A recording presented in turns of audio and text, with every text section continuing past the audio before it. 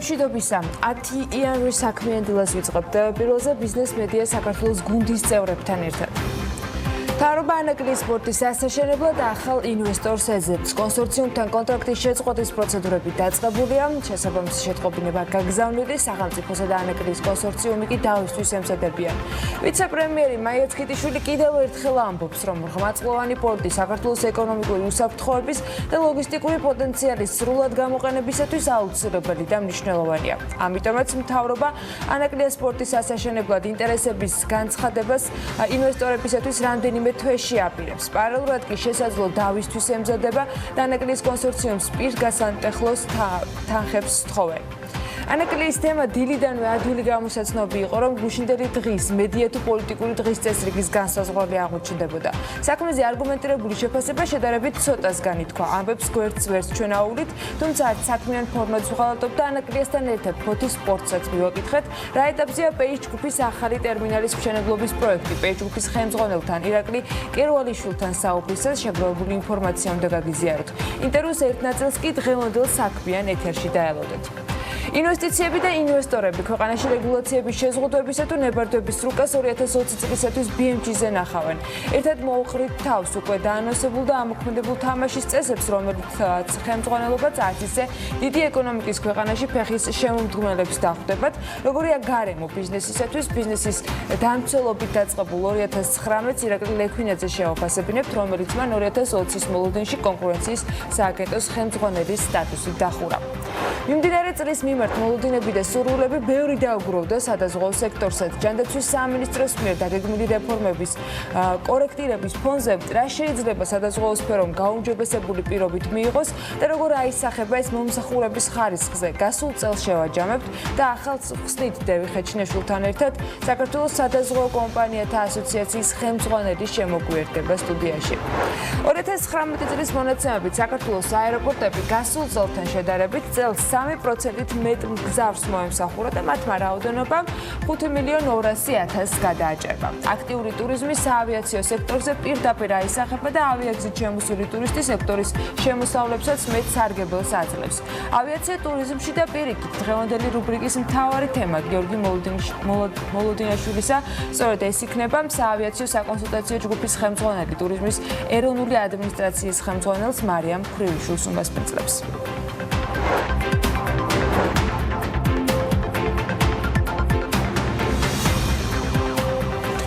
დილა მშვიდობის ყველას, ვიდრე ჩვენ გუდაურსა და ბაკურიანში წყლის დებეტის მოწესრიგებით ვართ დაკავებული, რაშიც ყველაზე მეტად მასმედიას ადანაშაულებს საქართველოს მთავრობა და იმავდროულად სხვათა შორის პარალელურად სასწრაფოდ დამატებითი სიმძლავრეები გახავს.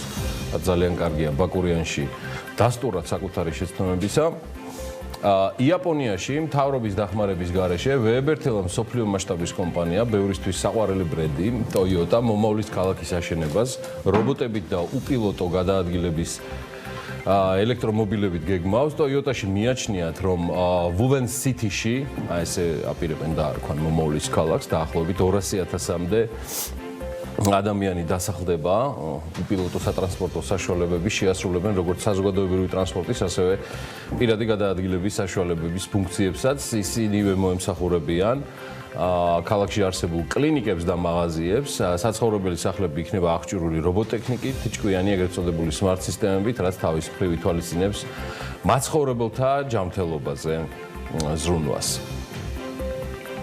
კოლეგებს Toyota-დან არ ჩამოშნენ Sony-ს წარმომადგენლები, ტექნოლოგიის იაპონურმა გიგანტმა Sony-მ ელექტრომანქანის კონცეფცია წარადგინა ინოვაციების საერთაშორისო ფესტივალზე Global Stage for Innovation-ზე. ამაზე BBC წერს, როგორც გამოცემა იტყობინება, მანქანის პროტოტიპი შექმნილია Sony-ს უახლესი ტექნოლოგიის გამოყენებით. მანქანა აღჭურვილია ფართო პანორამული მონიტორით, რომლის მართვა შესაძლებელია სენსორული გზელით და სენსორული ტექნოლოგიის გამოყენებით მანქანას საკუთარი მფლობელის ამოცნობაც კი შეუძლია. ასევე მანქანას Sony-ს მიერ შემუშავებული ახალი ტექნოლოგიები აძლევს შესაძლებლობას გაანალიზოს გზის ტიპი, რომელზეც მას მოუწევს მოძრაობა. უნდა აღინიშნოს, რომ Sony-ს კომენტარი არ გაუკეთებია ჯერჯერობით ამასთან დაკავშირებით, აპირებს თუ არა კომპანია მანქანის გაყიდვების დაწყებას ფართო საზოგადოებისთვის. ხო, მიუხედავად იმისა, რომ Warren Buffett-ის Berkshire Hathaway აქციების ღირებულება 11%-ით არის გაზრდილი 2019 წელი არ აღმოჩნდა საუკეთესო, ალბათ ყველაზე ცუდიც კომპანიისთვის ბოლო 10 წლეულის განმავლობაში. ამას Business Insider წერს, რომ ინვესტორებში დაბნეულობას იწვევს ის ფაქტი, რომ Warren Buffett-ი არ ხარჯავს თანხებს, მაშინ როცა მის განკარგულებაში 128 მილიარდი ნაღდი ფულის სახსრებია. ეს დოლარშია გამოხატული. Warren Buffett-მა სხვათა შორის ტიფანის შეძენაზეც კი შეიკავა თავი. სახელგანთქმულმა ამერიკულმა საიუველირო კომპანიამ ჯერ კიდევ Buffett-ს შესთავაზა 2019 წლის ბოლოსთვის გაუკეთა ასე ვთქვათ ეს შეთავაზება, მოგვიანებით კი LVMH-ი ის 16 მილიარდ 200 მილიონ დოლარად შეიძინა, ანუ ტიფანი და აქვე ჩავაკვეთებ კიდევ ერთ ისტორიას, ბარემ მით უმეტეს ამ კომპანიის აქციონერებს შორის Warren Buffett-იც არის, კომპანია Apple-ის აქციებმა და მისმა ფასმა რეკორდულ $300 მიაღწია და ამან კომპანიის კაპიტალიზაცია ტრილიონ 300 მილიარდ დოლარამდე გაზარდა. Plus დაზე ყველაზე მეტად იმოქმედა ისეთმა პროდუქტებმა და ამ პროდუქტებზე მოთხოვნა, როგორც არის AirPod-ები და კომპანიის streaming services გაშვება. ამ მონაცემებით Apple ინარჩუნებს პირველობას, როგორც პლანეტის ყველაზე ძვირად ღირებული კომპანია, მეორე ადგილზე Bill Gates-ის Microsoft-ია ტრილიონ 23 მილიარდი დოლარის კაპიტალიზაციით. ამასობაში საერთაშორისო სავალუტო ფონდი საბერძნეთიდან გადის და ათენის ოფისს ხურავს. ამის შესახებ პრემიერ-მინისტრმა მაკიაროკოს მიციკატოკისმა ვაშინგტონში საერთაშორისო სავალუტო ფონდის ხელმძღვანელთან კრისტალინა გეორგიევასთან გამართულ შეხვედრის შემდეგ განაცხადა. აღნიშნული შესახებ Reuters-ი წერს, როგორც გამოცემა აღნიშნავს, საბერძნეთის ეკონომიკამ გადალახა მრავალწლიანი სავალალო კრიზისი, რომელიც ღრმა რეცესიის შემდეგ მიიღო და ქვეყანამ შეძლო გადაეხადა სავალუტო ფონდის ესხების ნაწილი. აღსანიშნავია, რომ სავალუტო ფონდმა საბერძნეთს 250 მილიარდი ევროს, ეს 278 მილიარდ დოლარზე მეტია, სესხი გამოუყო ეკონომიკური კრიზისის გადალახვის მიზნით, ამიტომ საბერძნეთის ფისკალურ მდგომარეობას კვლავ ევროზონა და სავალუტო ფონდი გააკონტროლებს. ამბავი, რომელიც ვერ მოგიყევით 2019 წლის ბოლოს, არადა საგულდაგულოდ გადავამოწმე და ბევრი წერდა fake ამბავიაო, არ მგონია, მაგრამ თუ ასეც არის, ეხლა შემინდოს როგორმე რუსეთის დედაქალაქის მერიამ, რომლის მუნიციპალურმა სამსახურებმა გაიგეს რა, რომ თბილისი აგერა 1 მილიონ ლარს, ანუ 300,000 ევროს ხარჯავს ერთი ნაძვისხის ჩამოტანაში, რომელიც ვიღაცას მოსწონს და ბევრს არა. თხა-თხაზე ნაკლებიო და მოსკოვის მერიამ გადაწყვიტა საახალწლოდ გაეხარებინა თანამოქალაქეები და შვეიცარიიდან შემოიტანეს თოვლი. და ეს თოვლი იქნება, როგორც წერენ ჩვენი კოლეგები რუსეთის ფედერაციაში, ეს თოვლი იქნება გამოყენებული მოსკოვის ცენტრში თოვლის ქალაქების, სასრიალო მოედნების, სხვადასხვა თოვლის კატაკომბების თუ გასართობების მოსაწყობად. მოკლედ, როგორც მუნიციპალიტეტის კომუნალური სამსახურის წარმომადგენლები უწყებიან, თოვლის, ანუ იმპორტირებული თოვლის ზეიმი გაიქაჩება 30 დეკემბრიდან ძველით ახალ წლამდე, ანუ 13 იანვრის ჩათვლით. და ამ თოვლის გადასანაწილებლად ჩართული იქნება 480 მუნიციპალური ტვირთმზიდი და ასევე 4 თვითმფრინავი. და კონტრაქტის ღირებულება თუ იცით რა არის? რუსებმა თხა-თხაზე ნაკლებიო, აგერ ქართველებმა ერთ ნაძვისხეში 300,000 ევრო გაისროლონო და მოდი ჩვენ თოვლი 540 მილიონი ევროსი შემოვიდაროთ. 540 მილიონი ევრო ხალხო. ორი კვირით თოვლი. ეს არის დაახლოებით ეს არის დაახლოებით 600 მილიონი დოლარი. რაც თბილისის ბიუჯეტის, რომელიც 2020 წელს მილიარდ 200 მილიონია, შეიძლება ოდნავ გადააჭარბოს კიდეც. ანუ სრულად თავის ტრანსფერებიან ყველაფრიანად, ანუ დაახლოებით 450 მილიონი დოლარით მეტია, 450 მილიონით მეტია ვიდრე თბილისის ბიუჯეტი. და კახა კალაძის კოლეგები მთავრობაში თუ ეროვნულ ბანკში კიდევ სწორად თუ მოიქცევიან, შეიძლება 450 ან 400 მილიონი ლარით კი არა, 9 მილიარდითაც გადააჭარბოს. ლარის კურსს გულისხმობ, ლარის კურსს. აქ სატირას და ფეიქის და სიმართლეს გადის უმთავრესზე. და ეს არ უკავშირდება არც საახალწლო ნაძვის ხეს თბილისში და არც თოვლის იმპორტს მოსკოვში. უკავშირდება თანხებს და ქვეყნის და ქალაქის შემოსავლებს. უკავშირდება იმას თუ რატომ უნდა გავაკეთოთ ყველაფერი, რომ ეს ქვეყანა გამდიდრდეს და არა გაღარიბდეს.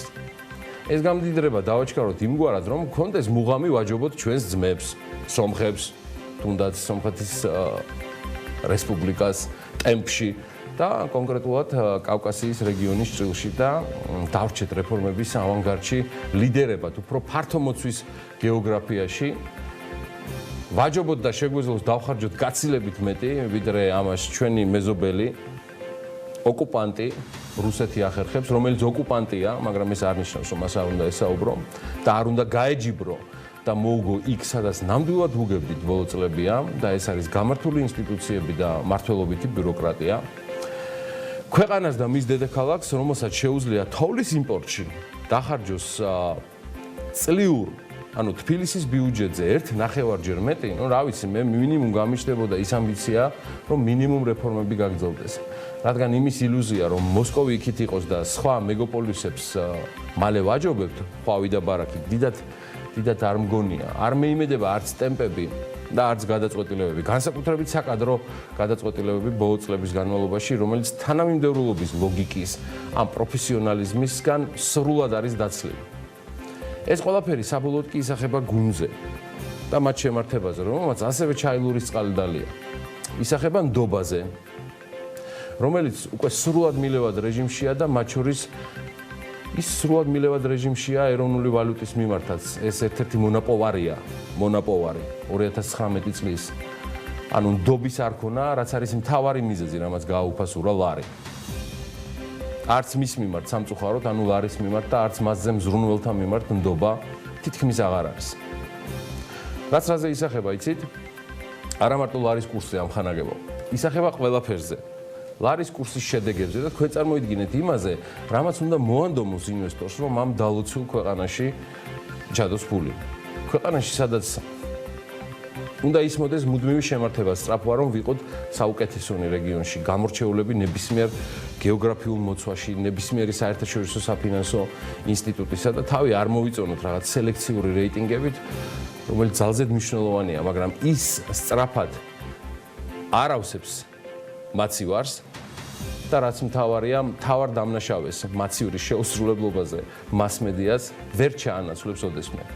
საქართველოს ეკონომიკა არის უმძიმეს ვითარებაში და ძალზედ სამწუხაროა, რომ ეს ინერციული განვითარების ამარა არის მხოლოდ დარჩენილი და ეს ინერციული განვითარება აშკარად მოასწავებს ჩვენი მაჩვენებლების გაუარესებასაც საერთაშორისო ასპარესზე, თუ ამას სერიოზული და სისტემური რეფორმები არ მოხვა. თორემ მაგერ მეზობლების გვეჯიბრებიან და უკვე გვიგებენ კიდეც ცალკეულ პარამეტრებში.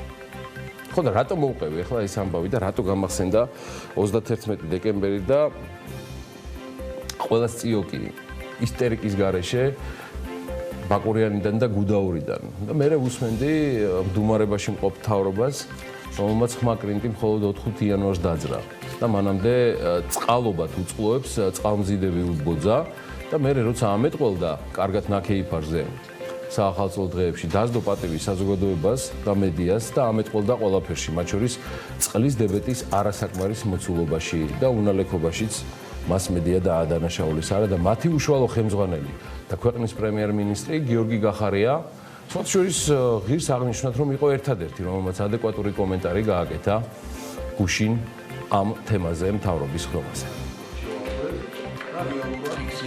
წლის დასაწყისში ჩვენ სამწუხაროდ ქონდა გარკვეული გართულებები ჩვენს ზამთრის კურორტებზე მოგეხსენებათ, რომ იყო გარკვეული პრობლემები წყალმომარაგების თვალსაზრისით, როგორც გუდაურში, ასევე ბაკურიანში და აქ ერთმნიშვნელოვნად პირდაპირ უნდა ვთქვათ, რომ ჩვენ ეს პრობლემა უნდა მოგვეგვარებინა, ეს არ უნდა მომხდარიყო.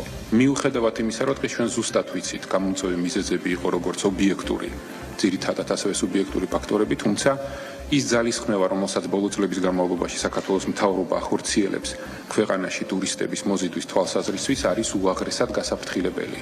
სწორედ ამიტომ გმართებდა უფრო მეტი პრევენციული მუშაობა.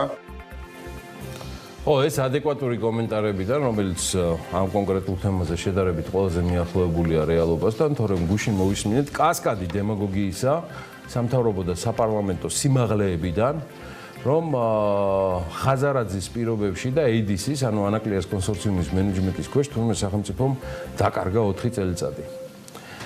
ამისთვის სახელმწიფომ ახალი მოლაპარაკე თავების დესანტი გადმოსხა, რომელთაც არც ზოგადი კომპეტენციის და არც საკითხში, ანუ ამ პროექტში დეტალური ჩახედულობის პრეტენზია შეიძლება ჰქონდეთ, რადგან მათი მენტორების, ანუ სახელმწიფო აპარატის ერთადერთი და ცალსახა ფუნქციაა, რომ საზოგადოებრივი აზრი მოატრიალონ იმგვარად, თითქოს მათ კი არა, ანუ ამ სახელმწიფო მოლაპარაკე თავებს, მათ ექსპერტებს უკაცრავად ვერ დავარქმევ. მოკლედ მათ სურთ, რომ ეს 4 წელი დაკარგულად გამოაცხადონ, როცა პასუხი არ გაუციათ ერთ მარტივ კითხვაზე. სად არის ალიოშა დევდარიანის არქივი, ფოტოდოკუმენტები და ხელნაწერები? და კიდევ ერთი, ვისთვის აპირებენ მიყიდვას ეს მართლა მხოლოდ მოლაპარაკე თავები იმ ამბის, რომ სახელმწიფო სააგენტოებმა და რეგულატორმა ეროვნული ბანკის სახით მოახერხა და დადო დასკვნა 12 წლის წინანდელ ტრანზაქციაზე და ამით ასამართლებს TBC-ის დამფუძნებლებს, მაგრამ ვერაფრით გაიხსენა და ვერ მიაგნო ალიოშა დევდარიანის არქივივით საბუთებს პროგრეს ბანკთან დაკავშირებით, რომელიც არათუ 12, არამედ სულ რაღაც 4 წლის წინანდელია. მე ამ კითხვაზე პასუხი არ მაქვს. სამაგიეროდ გვაქვს გუშინდელი კონტრაქტის გაწყვეტის, შეჩერების ზუსტი და სრული ქრონოლოგია ანაკლიის კონსორციუმს და საქართველოს მთავრობას შორის. და ამ თემაზე დღის ამბებში ჩვენს მეორე ბლოკში უკვე ანა ლაპიაშვილი მოგიყვებით. აუცილებლად მოვყვებით და მოვყვებით ამ თემაზე ბევრს შეფასებებსაც მოვსმენებ ჩვენს მაყურებელს, თუმცა მე მინდა თბილისის მერის თემატიკას დავუბრუნდეთ ამ ნაწილში. გიორგი, რამდენიმე წუთი ანუკა ჭოხაძის მომზადებულ რეპორტერს უნდა დაუთმოთ. BMG-ის ეთერების საშუალებით არაერთხელ გვისაუბრია დედაქალაქის მერის კონტრაქტორი კომპანიის პროექტებზე, რომლებიც კონტრაქტით გაწერილ ვადებში ხშირად ვერ ესწრება, ან თუ ესწრება, დამკვეთი მათ ხშირად პროექტის შესრულების ხარისხს უწუნებს საჯაროთაც და მე ამის მოკითხვისას პრინციპში სიურპრიზები ხდება ხოლმე, მაგრამ ეს იქით იყოს. შესაბამისად, კომპანიებს არაჯეროვნად შესრულებული სამუშაოების გამო პროექტის ხელახლა განხორციელებაც რამდენჯერმე მოუხდათ. ერთ-ერთი ასეთი პროექტი, რომელსაც BMG-ის დაწყების დღიდან აშუქებს, კიკვიძის ბაღია. სამუშაოები დღემდე იქ არ არის დასრულებული. სად არის პრობლემა და ვინ არის პასუხისმგებელი იმ კონტრაქტორ კომპანიებზე, რომლებიც არც თუ ისე სახერხმიელო წარსული გამოცდილების მიუხედავად, მაინც ახერხებენ სახელმწიფო შესყიდვებში მონაწილეობას და შემდეგ გამარჯვების მიღებასაც კი. ანუკა ჭოხაძე მიმუშავა ტრადიციულად თემაზე და ვნახოთ როგორი მდგომარეობაა დღეს ამ მიმართულებით.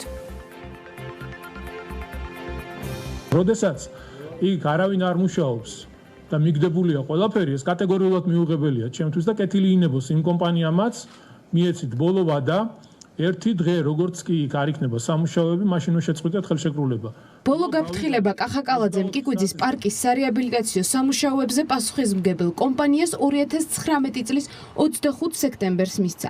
როგორც მაშინ თბილისის მერი ამბობდა, თუ სამუშაოები დროულად არ დასრულდებოდა, ისინი კომპანიასთან ხელშეკრულების გაწყვეტის გადაწყვეტილებას მიიღებდნენ. დაახლოებით ერთი თვის წინ კიკვიძის ბაღის ბედი კიდევ ერთხელ მოვიკითხეთ. 3 დეკემბერს კახაკალაძემ BMG-სთან კომენტარი იქ მიმდინარე სამუშაოებთან დაკავშირებით გააკეთა. მაშინ მერი გვარწმუნებდა, რომ სამუშაოების ძირითადი ნაწილი დასრულებული იყო. კიკვიძეს რაც შეეხება ძირითადი სამუშაოები დამთავრებულია, სულ რამოდენიმე დღე ალბათ შეიძლება გავაჩეროთ და გაზაფხულზე დავიწყოთ მაგალითად ბალახის დათესვა იმისთვის რომ პრობლემა არ შეექმნას. ძირითადი ნაწილი სამუშაოების იქაც დამთავრებული. მიუხედავად კალაძის განცხადებისა, დღეს მაინც ასე გამოიყურება კიგვიძის ბაღი. ისევ მუშაობს ტექნიკა და ისევ მიმდინარეობს ფილების დაგების პროცესიც. კონტრაქტორი კომპანია მის დასრულებას კი 25 დღეში გეგმავს. არადა კონტრაქტს თუ ჩავხედავთ 2019 წლის აპრილში კიგვიძის პარკში დაწყებული სარეაბილიტაციო სამუშაოები 225 დღეში უნდა დასრულებულიყო. თუმცა მალევე ამ ვადამ 30 ნოემბრამდე გადაიწია. დღეს კი 10 იანვარია, კომპანია უკვე 40 დღეზე მეტია ვადაგადაცილების გამო ჯარიმას იხდის. დავუკავშირდით კონტრაქტორ კომპანიას ინშაატ საქართველოს, რომლის ხელმძღვანელმაც ჩვენთან პროექტის გაჭიანურების მიზეზები განმარტა. შეიცვალა მოცულობები, შეიცვალა სამუშაო ტიპი, უფრო გართულდა, უფრო გაიზარდა. შესაბამისად, მას სპანერი მიდგომა ჭირდებოდა სხვა პერიოდი. შეკულების მოქმედების ფარგლებში ისიდან გამომდინარე სამუშაოების შესრულების ვადას სრულად გადავაცილეთ, ჯარიმების გადახდის რეჟიმში ვართ, მაგრამ მიუხედავად ამისა ინტენსიურად ვაგრძელებთ მუშაობას. BMG-სთან კომენტარი თბილისის მერის მოადგილე ირაკლი მენდელიანმაც გააკეთა, რომელიც არ უარყოფს პროექტში მათი მხრიდან შეტანილი ცვლილებების საკითხს, თუმცა მაინც ამბობს, რომ თუ გონივრულ ვადაში პროექტი არ დასრულდება, ინშაატ საქართველოსთან ხელშეკრულება შეწყდება. როდესაც საპროექტო კომპანია აკეთებს და ქაღალდებთან მუშაობენ, ეს ყველაფერი, როდესაც უკვე ფიზიკურ სამუშაოებში უნდა გამოისახოს და ფიზიკურად უნდა განხორციელდეს, ბუნებრივია, უშვებს ხოლმე ამას კანონმდებლობაც ამის შესაძლებლობას, რომ შესაძლებელია გარკვეული სახის ცვლილებები განხორციელდეს. მე კონკრეტულად ამ პროექტზე ვსაუბრობ და ნებისმიერ სხვა პროექტებშიც და გვაქვს ჩვენ ესეთი ბევრი შემთხვევა. რაც შეეხება თვითონ ამ კონტრაქტორს, მე ერთი რაღაცი შემიძლია ვთქვა, რომ ამ კონტრაქტორს მიზეზების ძებნის მაგივრად საქმეს რომ მიხედოს და უფრო დროზე რომ დაამთავრონ ვალდებულება უკეთესი იქნება, როგორც ამ კომპანიასთან, ისევე სხვა კომპანიებთანაც არ ვაპირებთ ვიყოთ ისეთ რეჟიმში, რომ როცა ხასიათზე და სრულზე იქნება კომპანია, მაშინ დაამთავრონ ხოლმე ვალდებულებები და მაშინ დაამთავრონ სამუშაოები. ფაქტია, კიგვიძის ბაღი არ არის ერთადერთი პროექტი, რომელზეც ვადები ირღვევა. თბილისის მაცხოვრებლები დაუსრულებელ პროექტებს უკვე დიდი ხანია შეეჩვენენ. ინშაატ საქართველოს სატენდერო ისტორიას თუ გადავხედავთ, კომპანიას პრობლემები ჰქონდა გორის მუნიციპალიტეტის მერიასთანაც, სადაც საბავშვო ბაღის მშენებლობაზე იყო პასუხისმგებელი. აქაც შეწყდა ხელშეკრულება. თუმცა ამის მიუხედავად, კომპანია არაერთ სახელმწიფო შესყიდვაში იღებდა მონაწილეობას. ამ მიმართულებით არსებულ პრობლემებზე ჩვენთან შეპესე ნიაური და კომპანიის დირექტორი ბადრი ნიაური საუბრობს. მისი თქმით, ხშირად არაკეთილსინდისიერი კომპანიები შავსიაში მოხვედრის მიუხედავად 1 წლის შემდეგ ტენდერებში ხელახლა იგივე ან შეცვლილი სახელით მონაწილეობას მაინც ახერხებენ და ისტორია ხელახლა მეორდება. თუკი მერია ხედავს, რომ კომპანია მის მიერვე დაკვეთილ სამუშაოს ვერ ასრულებს და ის ვალდებულია, რომ გადააგზავნოს მხოლოდ ფორმალურად, რომ ეს კომპანია შავსიაში აღმოჩნდეს. და ვხედავთ, რომ ამ ფორმალიზაციამდე 4-5 კონტრაქტი უფორმდება კომპანიას, ვინ არის დამნაშავე, ბიზნესი თუ სახელმწიფო. რა თქმა უნდა, სახელმწიფო, რომელიც არის დაკავებული პირდაპირ მნიშვნელობით კრიმინალით. და შემოვიდეს აუცილებლად აქ შესყიდვების სისტემაში აფილირებული კომპანიის ცნება, სადაც ბიზნესი თავის პასუხისმგებლობას აიღებს და შესაბამისად ის დაისჯება და დანაშაული, რომელზეც ჩვენ ვისაუბრეთ, ანუ როდესაც სახელმწიფო ჩინოვნიკები ამოფარებულები არიან კანონმდებლობას. ფაქტია, თბილისში უფრო მეტი პროექტი იწყება, ვიდრე სრულდება, თუმცა ვერც იმას ვიტყვით, რომ გაფრთხილებების მიცემაში მოვიკოჭლებთ, მაგრამ სასრულ შედეგამდე მაინც ვერ მივდივართ. ხშირად ვასრულებთ სიუჟეტებს ლოდინის რეჟიმში გადასვლით და იმ იმედით, რომ საბოლოოდ ის პროექტები, რომელიც გადასახადის გადამხდელთა ფულით კეთდება, განხორციელდება. არც ეს სიუჟეტი იქნება გამონაკლისი, ველოდებით გონივრული ვადის ამოწურვას და იმ ნაბიჯებს, რომელსაც თბილისის მერია ამ კონკრეტულ შემთხვევაში გადადგამს.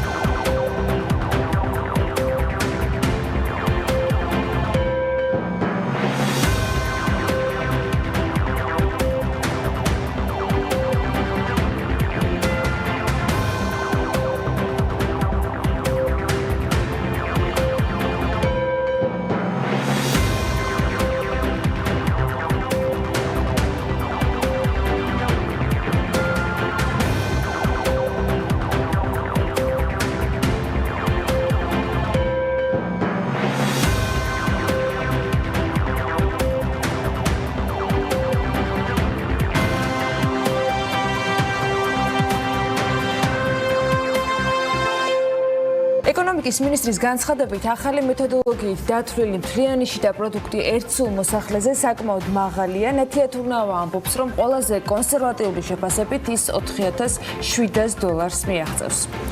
საქართველოს საგარეო საქმეთა სამინისტრო 4 ეკონომიკური ატაში შეარჩია, რომლებიც გადამზადების პროცედურების გავლის შემდეგ უკვე თანამდებობაზე ოფიციალურად იქნებიან დანიშნულები. ზოგადად არ დაუკონკრეტებია, რომელ ქვეყნებში დაენიშნებიან ეკონომიკური ატაშები, თუმცა აღნიშნა, რომ ისინი საქართველოსთვის პრიორიტეტულ ქვეყნებში გაემგზავრებიან.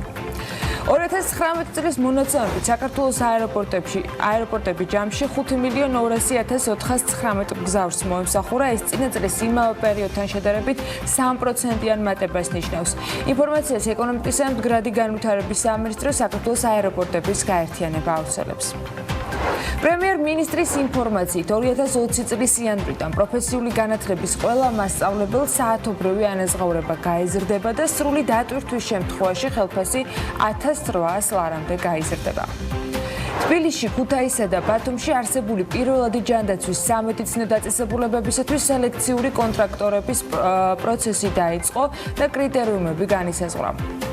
TBC Research-ი 2020 წელს მონეტარული პოლიტიკის განაკვეთის 8%-მდე შემცირებას ელოდება. ბანკის ანგარიში აღნიშნულია, რომ 2020 წელს მოსალოდნელია ლარის გამყარებაც. მიუხედავად წარმატებული სეზონისა, 2019 წლის ბოლოს ფერმერების მხრიდან თხილის ჩაბარება მიკლო. ეს BMG-სთან Georgian Product Renaissance-ის ერთ-ერთმა დამფუძნებელმა ლევან ბოლქვაძემ განაცხადა.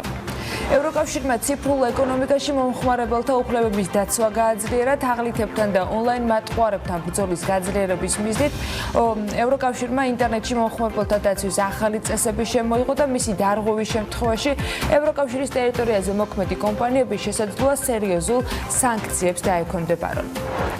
საქართველოს პასპორტი მსოფლიოს რეიტინგში 53 ადგილზეა. Henley's პასპორტის 2020 წლის ინდექსის მიხედვით საქართველოს პასპორტის მქონე ადამიანებს 116 ქვეყანაში შეუძლიათ წინასწარ მიღებული ვიზის გარეშე მოგზაურობა. საქართველოს მთავრობის გადაწყვეტილების საფუძველზე ანაკლიის ღრმაწლოვანი ნავსადგურის განვითარების სააგენტომ ხელშეკრულების შეწყვეტის შესახებ ანაკლიის განვითარების კონსორციუმს წერილობითი შეტყობინება გაუგზავნა. რის შემდეგაც ხელშეკრულება ოფიციალურად შეწყვეტილია. ანაკლიის კონსორციუმი არბიტრაჟში მიდის. სარჩელის დეტალები ჯერ უცნობია. ამასობაში მთავრობა რამდენიმე თვეში ანაკლიის ღრმაწლოვან პორტზე ინტერესის გამოხატვის გამოსაცხადებლად ემზადება. მოკლედ ყველაფერი ისეა, როგორც უნდა ყოფილიყო. მთავრობის ხდომაზე ანაკლიის კონსორციუმთან ხელშეკრულების მოშლაზე გადაწყვეტილება გუშინ მიიღეს. ოღონდ ეს როგორც უნდა ყოფილიყო და სიტყვა გუშინ სიმბოლურად ბრჭყალებში იგულისხმეთ. შეფასებებსაც მოვერიდებით და მივყვეთ რეალურად გუშინდელ დღეს ფოსტალიონების რეჟიმში. 10 საათზე დაწყებული მთავრობის ხდომიდან მალევე მაიაც ქიტიშვილმა გუშინ გვითხრა, რომ კონსორციუმთან ხელშეკრულების შეწყვეტის პროცედურები იწყებოდა და მიზეზებიც მან თავად განმარტა. 2017 წლიდან კონსორციუმის მიერ ხდება მუდმივად ვალდებულებების შეუსრულებლობა და კერძო დღის მდგომარეობით კონსორციუმმა მიუხედავად 2 წელიწადზე მეტის მრავალჯერ გადავადების მიუხედავად კონსორციუმმა დღეისთვის ვერ შეძლო საკუთარი ინვესტიციების მოზიდვა, კერძო ინვესტორის მოზიდვა, კერძოდ $120 მილიონი ოდენობით საკუთარი კაპიტალის შევსება, ასევე ვერ მოახერხა ინვესტორმა საერთაშორისო ბანკებიდან $400 მილიონი ოდენობით სესხის მიღება, ასევე ვერ შეასრულა პორტის კომერციულ ოპერატორთან ხელშეკრულების გაფორმების და პორტის მშენებელ ორგანიზაციასთან ხელშეკრულების გაფორმების ვალდებულება, ისევე როგორც არ იქნა კონსორციუმის მიერ წარმოდგენილი წინა სამშენებლო გარანტია $20 მილიონი ოდენობით და ასევე სამშენებლო გარანტია $40 მილიონი ოდენობით.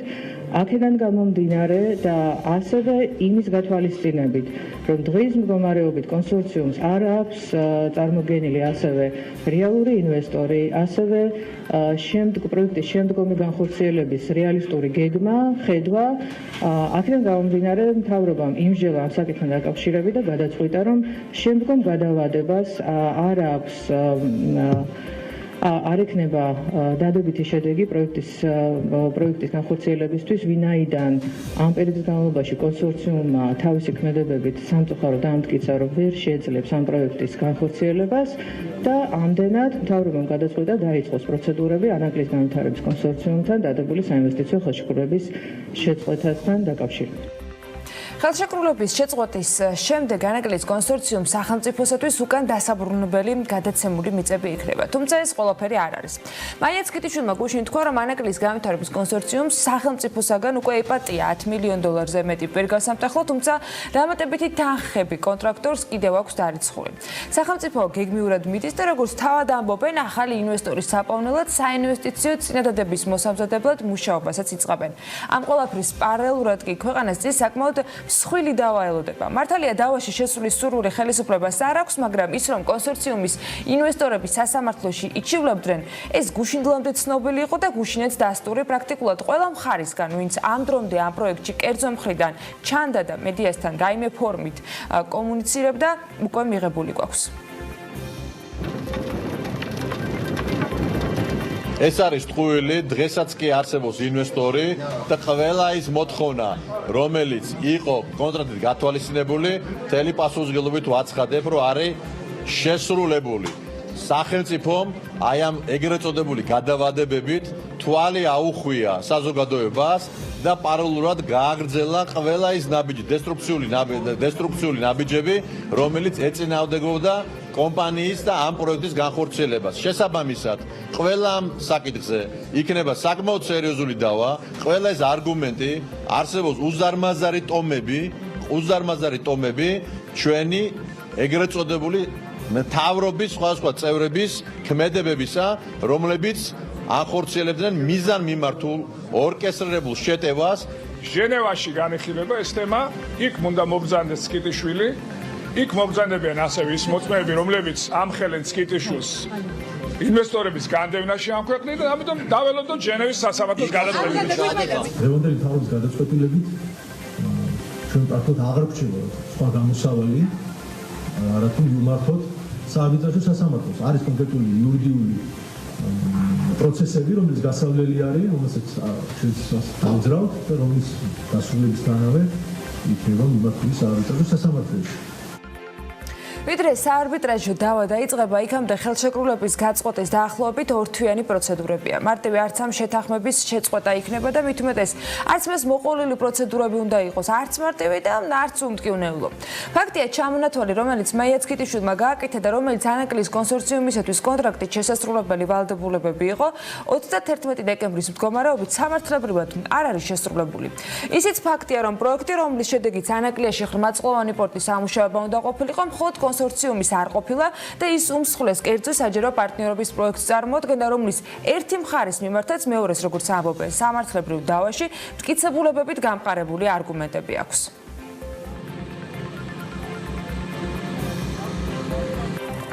ჩვენ ესე ვთქვათ, შესაძლებლობების ფარგლებში გაყალდებულების შესრულება შესაძლებელი იყო, ის ყველაფერი გავაკეთეთ. კიდევ ერთხელ მთავრობა უბრალოდ არ წამოვიდა არც ერთ კონსტრუქციულ საუბარზე, რომ ის საკითხები, რომლებიც მესამე მხარეებმა დააყენეს პროექტის მიმართ, ყოფილიყო გადაჭრილი. იგივე ეხება ახლა ოპერატორთან მიმართებაში იყო განსაკუთრებით მათი ქმედებები იყო მაის და შარშან წელის 2019 წლის მაისში მომხდარი ინციდენტების შემდეგ, როდესაც ახლა ოპერატორმა ახალი მოთხოვნა წააყენა ესე ვთქვათ, კონკურენციის არ გაწევასთან დაკავშირებით, მთავრობის მხრიდან სხვა პროექტთან დაკავშირებით. ეს პრომოვლენები, ეს კიდევ ეს მტკიცებულებებია, რომელიც გამოწვეული იყო ქმედებით, უმოქმედობით მთავრობის და ამ საკითხების გადაჭრისთვის არანაირი ქმედება და კონკრეტული საუბარი, აი პროაქტიული საუბარი თავის მხრივ არ შედგა. შენებელი სულ რაღაც აგვისტოში თუ ავარჩიეთ, თუ არ ვწდები, თუ არ მეშლება ზუსტი თარიღი, გენერალური კონტრაქტორი იფაჟი იქნებოდა, რომელთანაც ხელშეკრულება ასევე შეთანხმება მიწიხწეული იყო, ჩაბარებული იყო როგორც ბანკებთან, ისე სახელმწიფოსთან ეს ხელშეკრულება, ამიტომ ჩვენ ამ ვალდებულებას ვასრულებით გზადაგ, აი ეს არ იყო, რომ ამ შემთხვევაში ვიჯექტარებს არ ვაკეთებ. არაკომფორტულ გარემოში, უარყოფითი კონტექსტით ჩარევებში და მეტი ცხელი შეშლაში კონსორციუმის მენეჯმენტი ზუსტად 364 დღის წინ, მათ შორის პროკურატურის მხრიდან ინვესტორების მიმართ სამართლებრივი დევნის შესახებ საჯარო განცხადებებს და თავად ამ საქმეს გულისხმობდნენ. პროცესები საქალაქო სასამართლოში მომდევნო თვე ნახევარი განსაკუთრებით აქტიურ რეჟიმში გაგრძელდება. ეს ცალკე საქმეა, თუმცა მისი განხილვა ანაკლის პროექტისაგან დამოუკიდებლად გაჭირდება. ამ მიზეზითაც იყო განპირობებული ის, რომ მთავრობის ხდომის შემდეგ გადაწყვეტილების ოფიციალურად გახმოვანების პარალელურად გუშინ დილის შეფასებებში პოლიტიკური კონტექსტი აქტუალური იყო. დათია ჩაფიჯაძემ მოუყარა თავი კომენტარებს და ახლა ის შემოგვიერთდება საქმიანი დილის ეთერში, როგორი ანაკლის კონსორციუმთან ხელშეკრულების გაწყვეტის პროცედურების დაწყებაზე მკვლევარების და ანალიტიკოსების მოსაზრება ამ თემით ისაუბრებს ის საქმიანი დილის ეთერში. დათია, დილა მშვიდობისა, რა რისკებს ხედავენ შენი რესპონდენტები მთავრობის მიერ გაჟღერებულ გადაწყვეტილებაში? მთავრობას არ უნდა ანაკლის სპორტის აშენება და კონსორციუმის მიმართ მიღებული გადაწყვეტილებების შემდეგ პროექტით მაღალი რეპუტაციის მქონე ინვესტორები აღარ დაინტერესდებიან. ასეთი ექსპერტებისა და მკვლევარების შეფასებები მთავრობის გადაწყვეტილებაზე, რომლის თანახმადაც ხელისუფლებამ ანაკლის განვითარების კონსორციუმთან 2016 წლის 3 ოქტომბერს გაფორმებულ საინვესტიციო ხელშეკრულებას შეწყვიტა. ფლეჩერის სამართლისა და დიპლომატიის სკოლის არარეზიდენტი მკვლევარი ზვია აძიმბაია ფიქრობს, რომ ვადების ვერჩატევაზე საუბარი მთავრობის მხრიდან არასერიოზულია, როდესაც საქმე ქვეყნისთვის სტრატეგიული მნიშვნელობის პროექტის განხორციელებას ეხება, რომელიც სასიცოცხლო დაუცილებელია როგორც ეკონომიკური, ასევე უსაფრთხოების თვალსაზრისით. აძიმბაია მიიჩნევს, რომ მთავრობის მხრიდან პროექტს უპრეცედენტო მხარდაჭერა არ ქონია, შედეგად კი საფრთხე არა მხოლოდ ამ პროექტს, არამედ ყველა პროექტს დაემუქრება, რადგანაც ქვეყნის საინვესტიციო კლიმატი მნიშვნელოვნად დაზიანდება. ანაკლის პროექტი თქვენ იცით რომ არ არის მექანიკური ვადების ჯამი. ანაკლის პროექტი არის დიდი ხედვის და ქვეყნის სტრატეგიული ხედვის ნაწილი. შესაბამისად, მას სჭირდება არაორდინალური გადაწყვეტილებები და მთავრობის და მთლიანი სახელმწიფო ბიუროკრატიის და ყველა აქტორის უპრეცედენტო მხარდაჭერა. სხვანაირად ანაკლის პროექტი არ გამოვა. უпроსტოდ არც სხვა მსგავსი პროექტები გამოვა და თქვენ იცით ბევრი დისკრედიტირდა სხვადასხვა ძალების სახელმწიფოს მათ შორის სხვადასხვა ძალების მხრიდან ანაკლის პროექტი და ანაკლის პროექტის დამფუძნებელი მამები. ეს არის ერთ-ერთი ყველაზე მსხვილი ცუდი ნეგატიური ჩარევა, რომელიც შეიძლება რამე გაუკეთო არა მხოლოდ პროექტს, ან ვინმე შენს ქვეყანას.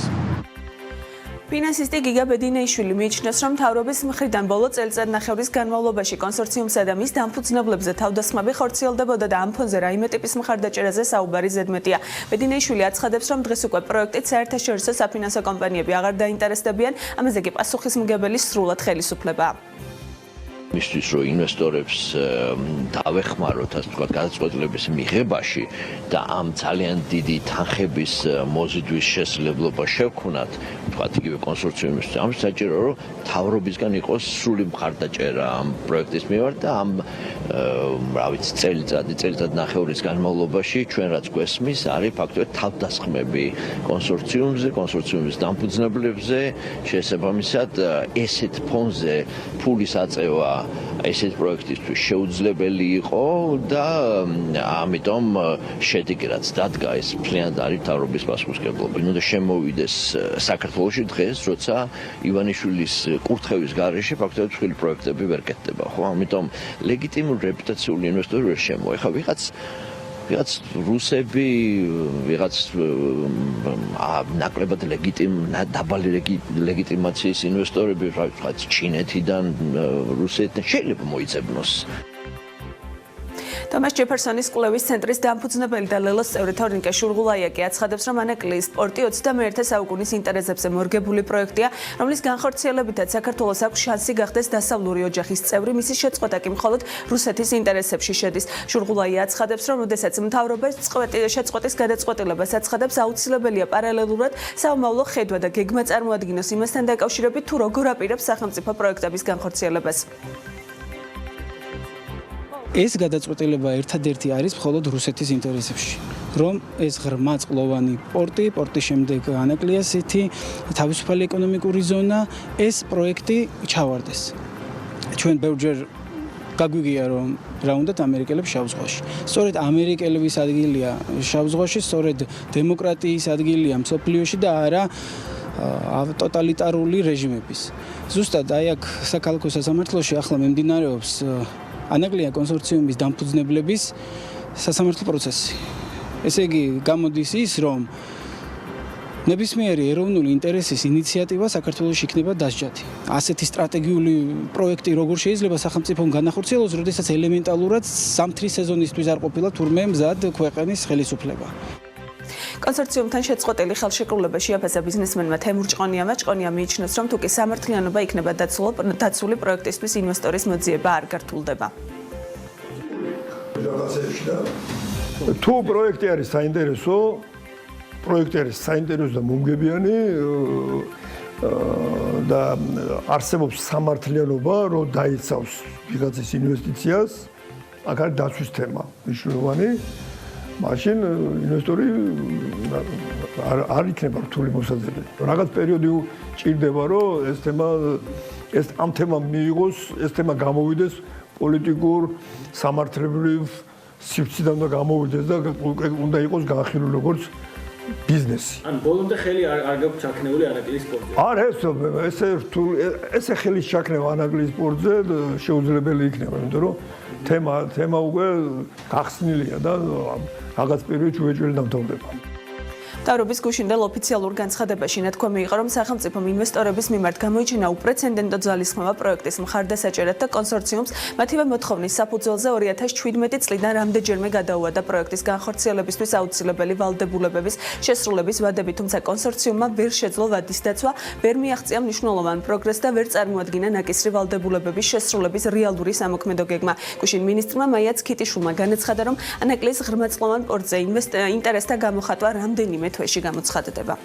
მადლობა თეთია, ჩვენ მიუბრუნდებით ბიზნესმენ თემურ ჭყონიას კომენტარებს, თუმცა ანაკლის თემაზე კიდევ მცირე დამატებითი ინფორმაცია, ის რაც შეფასებებში მთავრობისათვის მათი პოზიციის ოპონენტებისაგან იკითხებოდა, რომლის მიხედვითაც მამუკა ხაზარაძის და ბადრი ჯაფარიძის წინააღმდეგ სამართლებრივი დევნა მიზანმიმართულად პროექტის ჩაშლისთვის დაიწყო და რომ ხელისუფლებას ღრმაწლოვანი პორტის აშენება საერთოდ არ სურს, მმართველი გუნდის აღმასრულებელი ხელისუფლების თუ საკანონმდებლო ორგანოს წარმომადგენლების მხრიდან გუშინაც კიდევ ერთხელ და სრულად იყო უარყოფილი.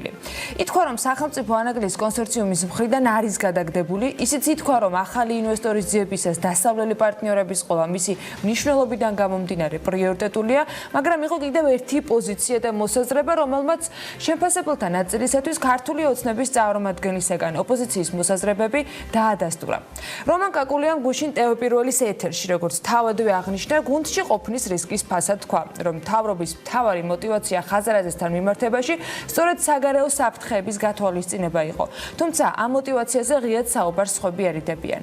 დარგობრივი ეკონომიკის კომიტეტის თავმჯდომარემ ტელეპირველის ეთერშივე ანაკლის სპორტის საკითხზე საუბრისას ისიც თქვა, რომ მისი მოსაზრებით მთავრობა ხაზარაძეს რუსული საფრთხის გათვალისწინების გამო დაუპირისპირდა და მასთან დაპირისპირების მსგავსი მეთოდი იმიტომ აერჩია, რომ ალტერნატივა უბრალოდ არ ჰქონდა.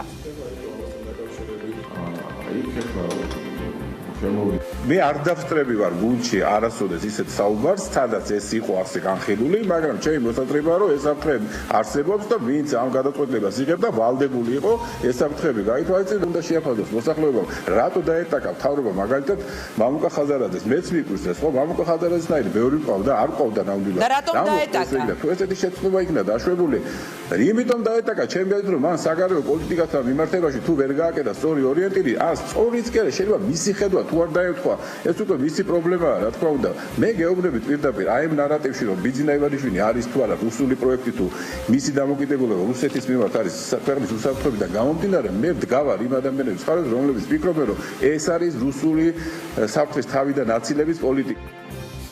ამ კომენტარის შემდეგაც ბევრი იყო შეფასებები და განმარტებები, ბევრის თქმაც შეიძლება, მაგრამ ფაქტებში ეკვირდით და მთავარი აღსანიშნი ფაქტი გუშინდელი დღიდან ის არის, რომ როდის ექნება ქვეყანას უმნიშვნელოვანი ღრმაწლოვანი პორტი, არ ვიცით. დანარჩენზე უკვე BMG-ს ბიზნეს სიახლეებიდან მოგიყვებით. საქართველოს 5 ქალაქში, თბილისში, რუსთავში, ბათუმში, ქუთაისსა და ფოთში ბუნებრივი აირის ქსელზე ახალი აბონენტების მიერთების ტარიფი გაორმაგდა და ეს მომსახურება 400 ლარის ნაცვლად სემეკის ახალი დადგენილებით 800 ლარი გახდა. ეკონომიკის მინისტრის ინფორმაციით ელექტრონულ აუქციონზე დამატებით 10 ობიექტის გასხვისებით ბიუჯეტი 4.233.000 ლარს მიიღებს. მთავრობამ საქართველოს ფართოზოლოვანი ქსელების განვითარების 2020-25 წლების ეროვნული სტრატეგია დაამტკიცა. ეკონომიკისა და მდგრადი განვითარების მინისტრის განმარტებით ის ხელს შეუწყობს საქართველოს როგორც ციფრული და საინფორმაციო ჰაბის სახით ჩამოყალიბებას რეგიონში.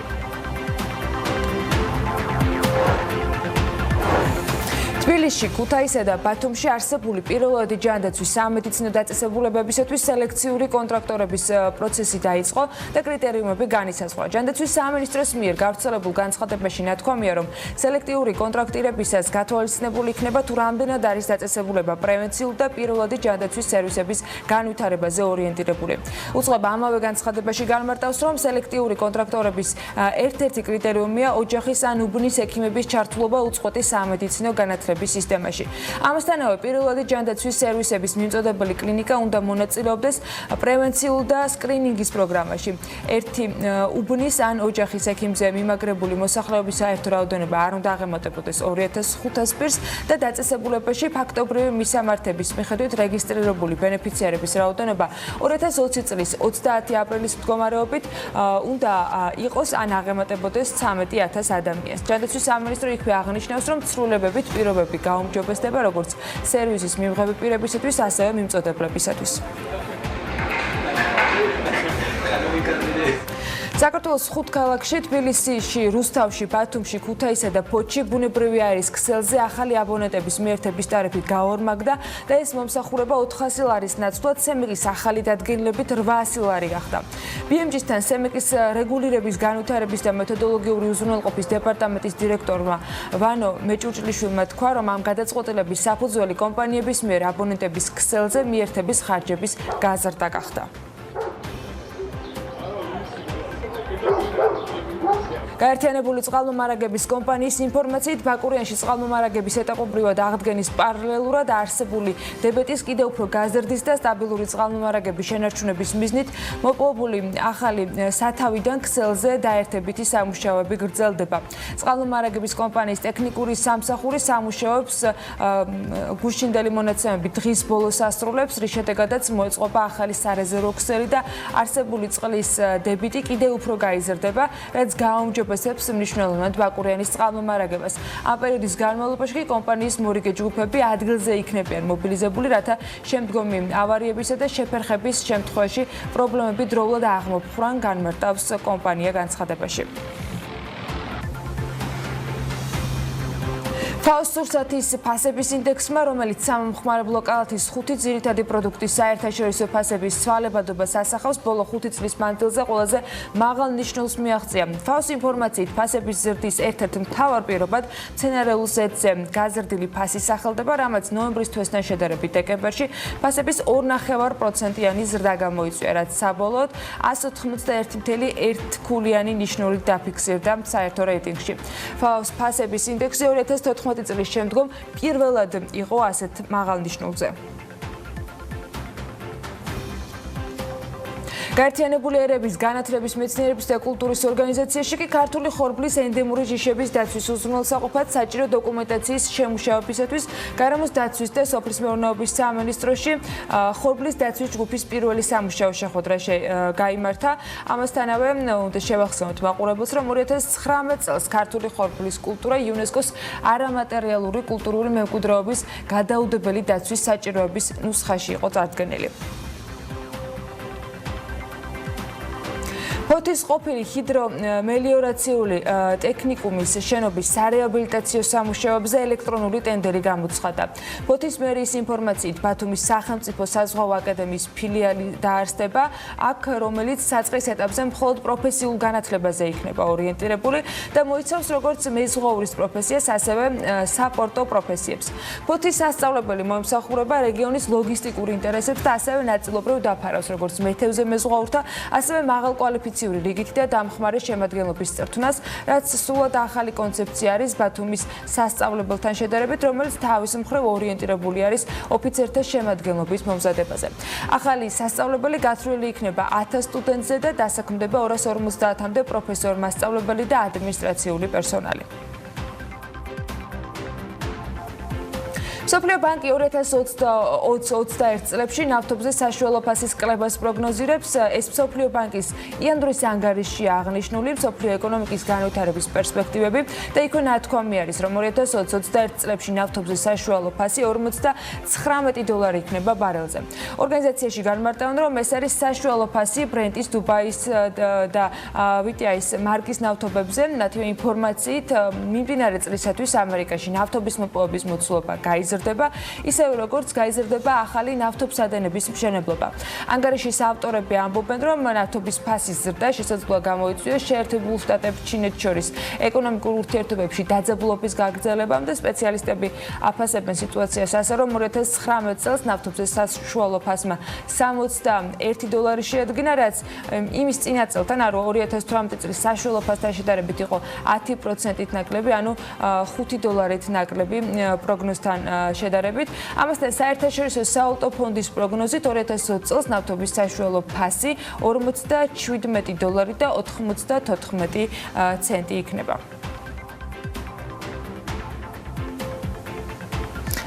და როგორც დაგვირდით, პრინციპში საქმის კურსის ეთერში თემურჭყონიასთან ინტერვიუს ნაწილი მოისმინა მაყურებელმა, თუმცა ბიზნესმენთან ლევან თაღიაშვილმა კოკაკოლასა და მაკდონალდსის 2020 წლის გეგმებზეც ძალიან ბევრი კითხვა დასვა და ბევრ საინტერესო თემაზე ისაუბრა. ახლა ის გვეტყვის, რომ უნდა ელოდოს თუ არა მომხმარებელი ამერიკული ქსელების ქართველი ფრანჩაიზერისაგან კიდევ სიახლეებს. ლევან დილამშვიდობისა, როგორც ვიცი, საუბარი არის რამდენიმე ახალ რესტორანზე და ბურგერის პურის ქარხანაზე. კიდევ რა თემები და სიახლეები აქვს თემურჭყონიას მომხმარებლებისათვის. დილამშვიდობისა, მივესალმებით ჩვენს მაყურებელს. როდესაც ბიზნესმენს საუბრებოდი, შთაბეჭდილება დამრჩა, რომ ის ხელისუფლებისგან მხარდაჭერას ნაკლებად გრძნობს და არ მოსწონს ის რეგულაციები, რომელიც ბოლო პერიოდში ამოქმედდა. საუბარი ჰქონდა ინვესტიციების განხორციელების ტემპებზე, რომელიც სხვადასხვა მიზეზებით ფერხდება. თუმცა მიუხედავად ამისა, თემურჭყონია გაჩერებას არ აპირებს და გითხრა, რომ 2019 წელს მისმა კომპანიებმა ბიუჯეტში ჯამურად $102 მილიონი შეიტანეს. ბატონ თემურთან ბევრ თემაზე ვისაუბრეთ, თუმცა საინტერესო იყო 2020 წლის გეგმები. BMG-ის მკითხველმა უკვე იცის, რომ თბილისში 2 ახალ რესტორანს უნდა ელოდოს აღმაშენებლის ხეივანზე და კახეთის გზატკეცილზე, რისი დასრულების შემდეგაც უკვე მაკდონალდსის 18 რესტორანი გვექნება საქართველოში. ეს 2 რესტორანი იქნება მე-18 რესტორანი იქნება უკვე საქართველოში. მე მინდა მაკდონალდის შეფასდეს რეალურად რაც წარმოადგენს ხო ქვეყნისათვის. ეს ხშირად საუბრობენ, თემურიმ გახსნა მაკდონალდის რესტორანი. ჩვენ უნდა გავხსნათ, ეს სახელმწიფოში იხსნება და არა მარტო ჩემთვის, ხო? აი მაგალითად მაკდონალდმა 2019 წელს $22,500,000 შეიტანა ბიუჯეტში. ხო? ეხლა უნდა ავიღოთ ეს სახელმწიფოში შეიტანა $22,500,000. უკვე რამხელა მნიშვნელობა აქვს ხო მაკდონალდის ქსელს სახელმწიფოში. აუცილებლად უნდა აღვნიშნოთ ბურგერის პურის ქარხანა, რომელზეც ნებართვის მიღებას ელოდება ბიზნესმენი და დიდი ალბათობით მისი მშენებლობა 20 იანვრამდე უნდა დაიწყოს. ინვესტიციის მოცულობა €6 მილიონი და ეს პროექტი საქართველოს საშუალებას მისცემს მსოფლიო ლოჯისტიკური ჰაბის ნაწილი გახდეს. ამის შემდეგ არა მხოლოდ ბურგერის პური, არამედ სხვა პროდუქციას, რომელიც საქართველოში დამზადდება, შეიძლება საფრანგეთში, ირლანდიაში ან თუნდაც გერმანიაში მოხდეს. აი ეს ინვესტიცია იქნება დაახლოებით €6 მილიონამდე. ეხლა ჩვენ კონტრაქტები ყველაფერი გაფორმებული გვაქვს. ეს ლოჯისტიკურ ცენტრში მოხდება პურის ჩვენი ნაწარმი. მოხდება. თუ ფასით დაემთხვა რაღაცა, შეიძლება ჩვენი პური მოხდეს გერმანიაში. შეიძლება ჩვენი პური მოხდეს ირლანდიაში, შეიძლება ჩვენი პური მოხდეს საფრანგეთში. გააჩნია როგორი ფასი გვექნება იმ პერიოდში, რა ღირებულების იქნება თვითღირებულება ესე შემდეგ. ყველაფერი დამოკიდებული ახლა იმ გადაწყვეტილებებზე, რომელსაც ჩვენ ველოდებით ნებართვებს. ვინა რომ 15 იანვრისთვის დავიწყოთ ამის შენებლობა. ვისაუბრეთ კოკაკოლის ახალ ქარხანაზეც, რომელიც თებერვლის ბოლოს ამოქმედება სრულად. უმაღლესი ტექნოლოგიებით იქნება აღჭურვილი და მისი განხილვა ჩვენს მაყურებელს უკვე ნანახი აქვს. თემურჭყონიამ გითხრა, რომ კოკაკოლის რეალიზაცია მოლოდინებს გადააჭარბა. სხვათა შორის ბიზნესმენი ამბობს, რომ ამდენი წელი ამ საქმიანობითაა დაკავებული და ისეთი ამაყი, როგორც ამ პროექტითაა, არასოდეს ყოფილა. თებერვლის ბოლოს აბსოლუტურად ორ თვეში იქნებით ახალ ქარხანაში, რომელიც არის ძალიან თანამედროვე ნახავთ. ხო ნახე. ხო, წარმოუდგენელია რა. ახლა მე თვითონ ესე აი ამ ხამდენი წელიწადია ბიზნესში ვარ და ესეთი რა ქვია, ამაყიარებს არ ყოფილვარ, ისეთი წარმატებული პროექტი გამოგვივიდა იმ პარტნიორებთან ერთად, ვისანაც ერთად მშენებლები ყავს element construction ძალიან არაჩვეულებრივი. მიუხედავად იმისა, რომ თემურჭყონია ხშირად საუბრობს სხვადასხვა ტურისტულ ადგილებში საგადასახადო შეღავათებზე, მისი თქმით ხელისუფლებაში ნაკლებად უსმენენ ბიზნესმენს და ის საჯარო განცხადებები და ინტერვიუები, რომელსაც ჩვენთან თუ სხვა მედიასთან ხშირად აკეთებს, უბრალოდ უშედეგოა. არადა ზოგადად საბაზრო ეკონომიკა სწორედ კერძო ბიზნესზე და მის მიერ გადახდილ გადასახადებზე დგას და თითოეულ ასეთ ინვესტორს სათანადო ყურადღება უნდა მიაქცეს წინააღმდეგ შემთხვევაში მარტივად სახელმწიფო ფიზიკურად ვეღარ მოახერხებს ბიუჯეტის შევსებას და ფუნქციონირებას. აუბრები აი ჩვენი ინტერვიუები ხო რაღაც ჩვენ გვცლის თორე არავინ არ მიჯერებს არავის ჩვენ საუბრები არის ესეთი შტაბი ხდება რა თქმა უნდა იმიტომ რომ აი მაგალითად სეზონი რომ თავდება ხო ნებისმიერ ტურისტული ზონები სადაც არის ხო სეზონი რომ თავდება უნდა თავრობამ თვითონ ჩემისაც ეკონომიკის სამინისტრო მან ხანდახან უნდა კითხოს აი ჩვენ რო გადაგვიხადე 100,000 თქვა სიტუაცია ან 50,000 ან მილიონი შენ რამე დაგჭა თუ არა თქვა აი რაღაც იმიტომ რომ შენ რო გადაგიხადა ის გადასახადი იმას არაფერი აღარ რჩება მე მაგალითად წყალტუბო რო ავიღოთ ხო წყალტუბოში რა შემოსავალი აქვს სახელმწიფოს წყალტუბოს სასტუმროებიდან მე ჩემი აზრით მინიმალური ექნება ამიტომ წყალტუბო ქობულეთი აბასთუმანი რაღაც ის ზონები სადაც ჩვენ განვითარება გინდა საგადასახადო უნდა განთავისუფლდეს ამ და სხვა კომენტარებს, რომელიც ბიზნესმენმა ჩვენთან საუბრისას გააკეთა, სულ ჩვენ საიტზე BMG-ზეც ნახავთ, ჩვენ კი ვიმედოვნებთ, რომ თითოეულ პროექტზე ნებართვების გაცემა დაჩქარდება და მალე McDonald's-ის ახალი რესტორნებითაც და ბურგერის პურის ქარხნითაც ისარგებლებს მომხმარებელი. მადლობა ლევანს, წარმატებები თემურჭყონიას, McDonald's ყველა იმ ბიზნესს, რომელიც ასეთ მნიშვნელოვან კონტრიბუციას აკეთებენ მათ შორის ბიუჯეტისათვის. ლევანს არ ვემშვიდობებით, რამდენიმე წუთში დაუბრუნდებით მას. ბიზნესი და ბიზნეს გარემო იქნება ჩვენი შემდეგი ბლოკის სტუმართან სასაუბრო თემაც. ირაკლი ლეკვინაძე კონკურენციის სააგენტოს ხელმძღვანელი შემოგვიერთება საქმიანი დილის ეთერში რამდენიმე წუთში დაგველოდოთ.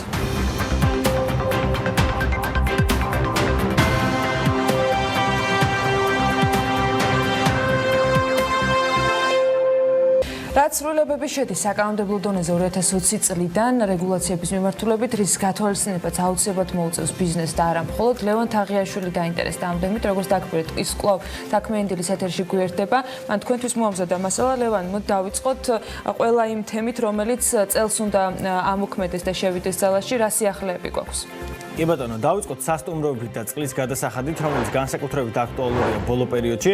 რა თქმა უნდა, შევეხებით სხვა საკითხებსაც, რომელთა თავმოყრაში Steve 4G-ის მასალა დაგვეხმარება. 2020 წლის 1 იანვრიდან საოჯახო სასტუმროებისთვის წყლის საფასურის გადახდის ახალი წესი ამოქმედა, გადახდის ახალი წესი ეგრეთ წოდებული ჰიბრიდული ტარიფი, მხოლოდ იმ ტიპის საოჯახო სასტუმროებზე ვრცელდება, სადაც მფლობელი თავად ცხოვრობს ბინაში, პარალელურად აქირავებს ბინას ტურისტებზე და მათ მომსახურებას უწევს. თუ საოჯახო სასტუმრო ერთი თვის განმავლობაში 25 კუბურ მეტრზე ნაკლებ წყალს მოიხმარს, წყლის საფასურს გადაიხდის საყოფაცხოვრებო ტარიფით, ხოლო იმ შემთხვევაში თუ მოხმარება ამ რაოდენობაზე მეტი იქნება, მხოლოდ გადაჭარბებულ ოდენობას გადაიხდის არასაყოფაცხოვრებო ტარიფით. შემდეგი ცვლილება სტადიონებზე თამბაქოს მოწევას ეხება. აკრძალვა ყველა იმ სტადიონს ეხება, რომელსაც ადმინისტრაცია ჰყავს. ფაქტის დაფიქსირების შემთხვევაში კანონდამრღვევი 500 ლარით დაჯარიმდება. ეს სწორედ იმ ცნობილი კანონპროექტის გაგრძელება, რომლის ავტორიც გუგული მაღრაძე გახლდათ. 2020-ში გაგვეზარდა 112-ის გადასახადით, რომელიც გაორმაგდა. 2019 წლის 30 დეკემბერს საქართველოს მთავრობამ მიიღო დადგენილება, რომლითაც 112-ის მომსახურების საფასური განისაზღვრა. ეს ფიზიკური პირების შემთხვევაში ორჯერ მეტია იმ მოსაკრებელზე, ანუ 20 თეთრზე, რომელიც ამჟამად არის გათვალისწინებული. იურიდიული პირებისთვის კი ახალი ტარიფი მათთვის დღეს მოქმედ 50 თეთრთან შედარებით 10 თეთრით ნაკლებია. მათთვის, ვინც მომავალში მარჯვენა საჭიენი ავტომობილის შეძენას ან იმპორტს აპირებთ, ჯობია ეს ყველაფერი აპრილამდე მოასწროთ, რადგან შემდეგ ვერც საჭე გადატანილი და ვერც მარჯვენა საჭიენი ავტომობილები ტექინსპექტირებას ვეღარ გაივლიან. რაც შეეხება დასტიკერებულ ფარებს, ესეც 2020 წლის 1 აპრილამდე არის დაშვებული, მას შემდეგ კი აიგრძელება. კიდევ ერთი მნიშვნელოვანი ცვლილება ეხება თხევად აირზე მომუშავე ავტომობილებს, მათთვის სავალდებულო ხდება, რომ ტექინსპექტირებამდე შემოწმება თხევად აირზე და მის გამართულ მუშაობაზე გაიარო. ცვლილებები იქნება რძის პროდუქტების მწარმოებლებისთვისაც, არარეგისტრირებული ფიზიკური პირების საქმიანობა, რომლებიც სურსათის წარმოებას, გადამუშავებას და რეალიზაციას ორგანიზებულად ეწევიან, სახელმწიფო კონტროლს დაექვემდებარება.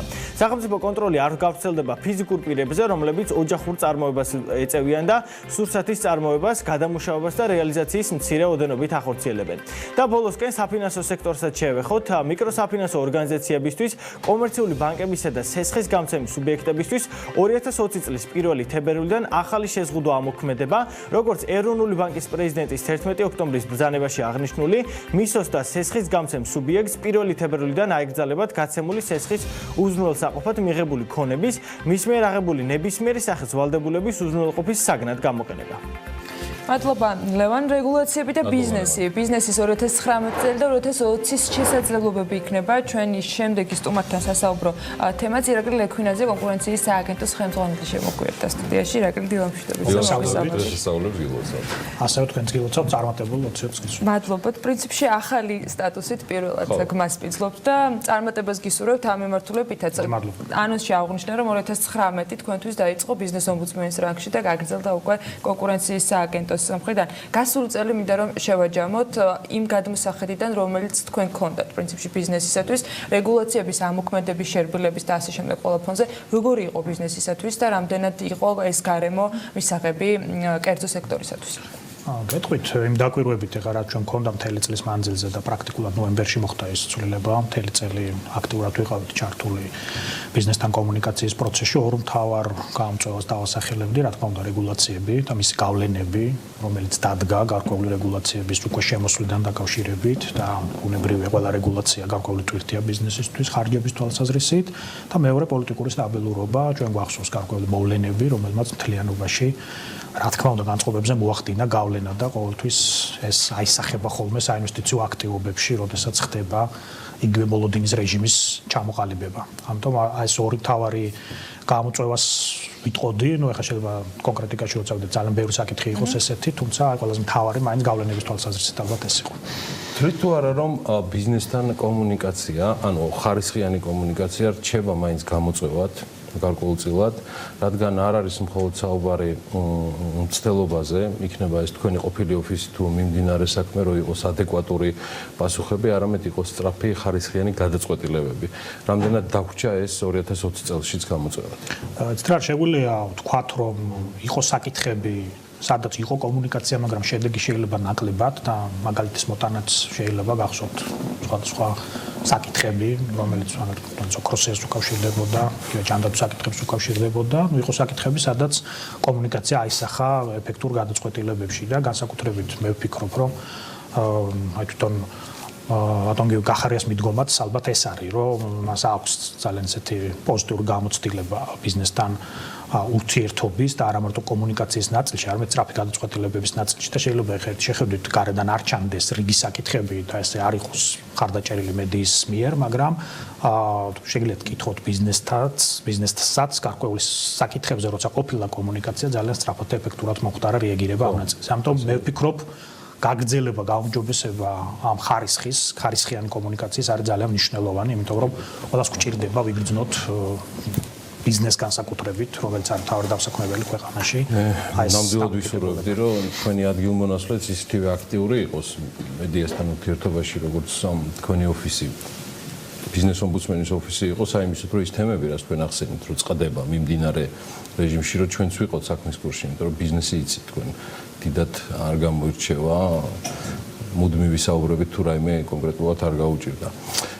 2019 წლის გიორგობისთვისკენ მოხდა ცვლილება, დადგა ის შედეგი, მას შემდეგ რაც თქვენ ერთ-ერთი ყველაზე მნიშვნელოვანი უწყება ეკონომიკის გამართული და სამართლიანი ფუნქციონირებისთვის, მოდი ესე ვიტყვი, ჩაიბარეთ, გუნდი ნელ-ნელა კომპლექტდება კონკურსის სხვადასხვა წესებით, თქვენი პირდაპირ დისკრეციით დანიშვნებითაც, რა დაგხვდათ, რა მონაგარს აკეთებთ, მე 2019 წელი ასევე დანაკლისის წელად მიმაჩნია იგივე და არ შემიძლია არ ვახსენო ნოდარ ხადურის გარდაცვალებასთან და დაღუპვასთან დაკავშირებით, ეს ძალიან მძიმე იყო ყველა ჩვენთაგანისთვის, იმ წრისთვის, რომელსაც ეკონომისტების წრე ქვია.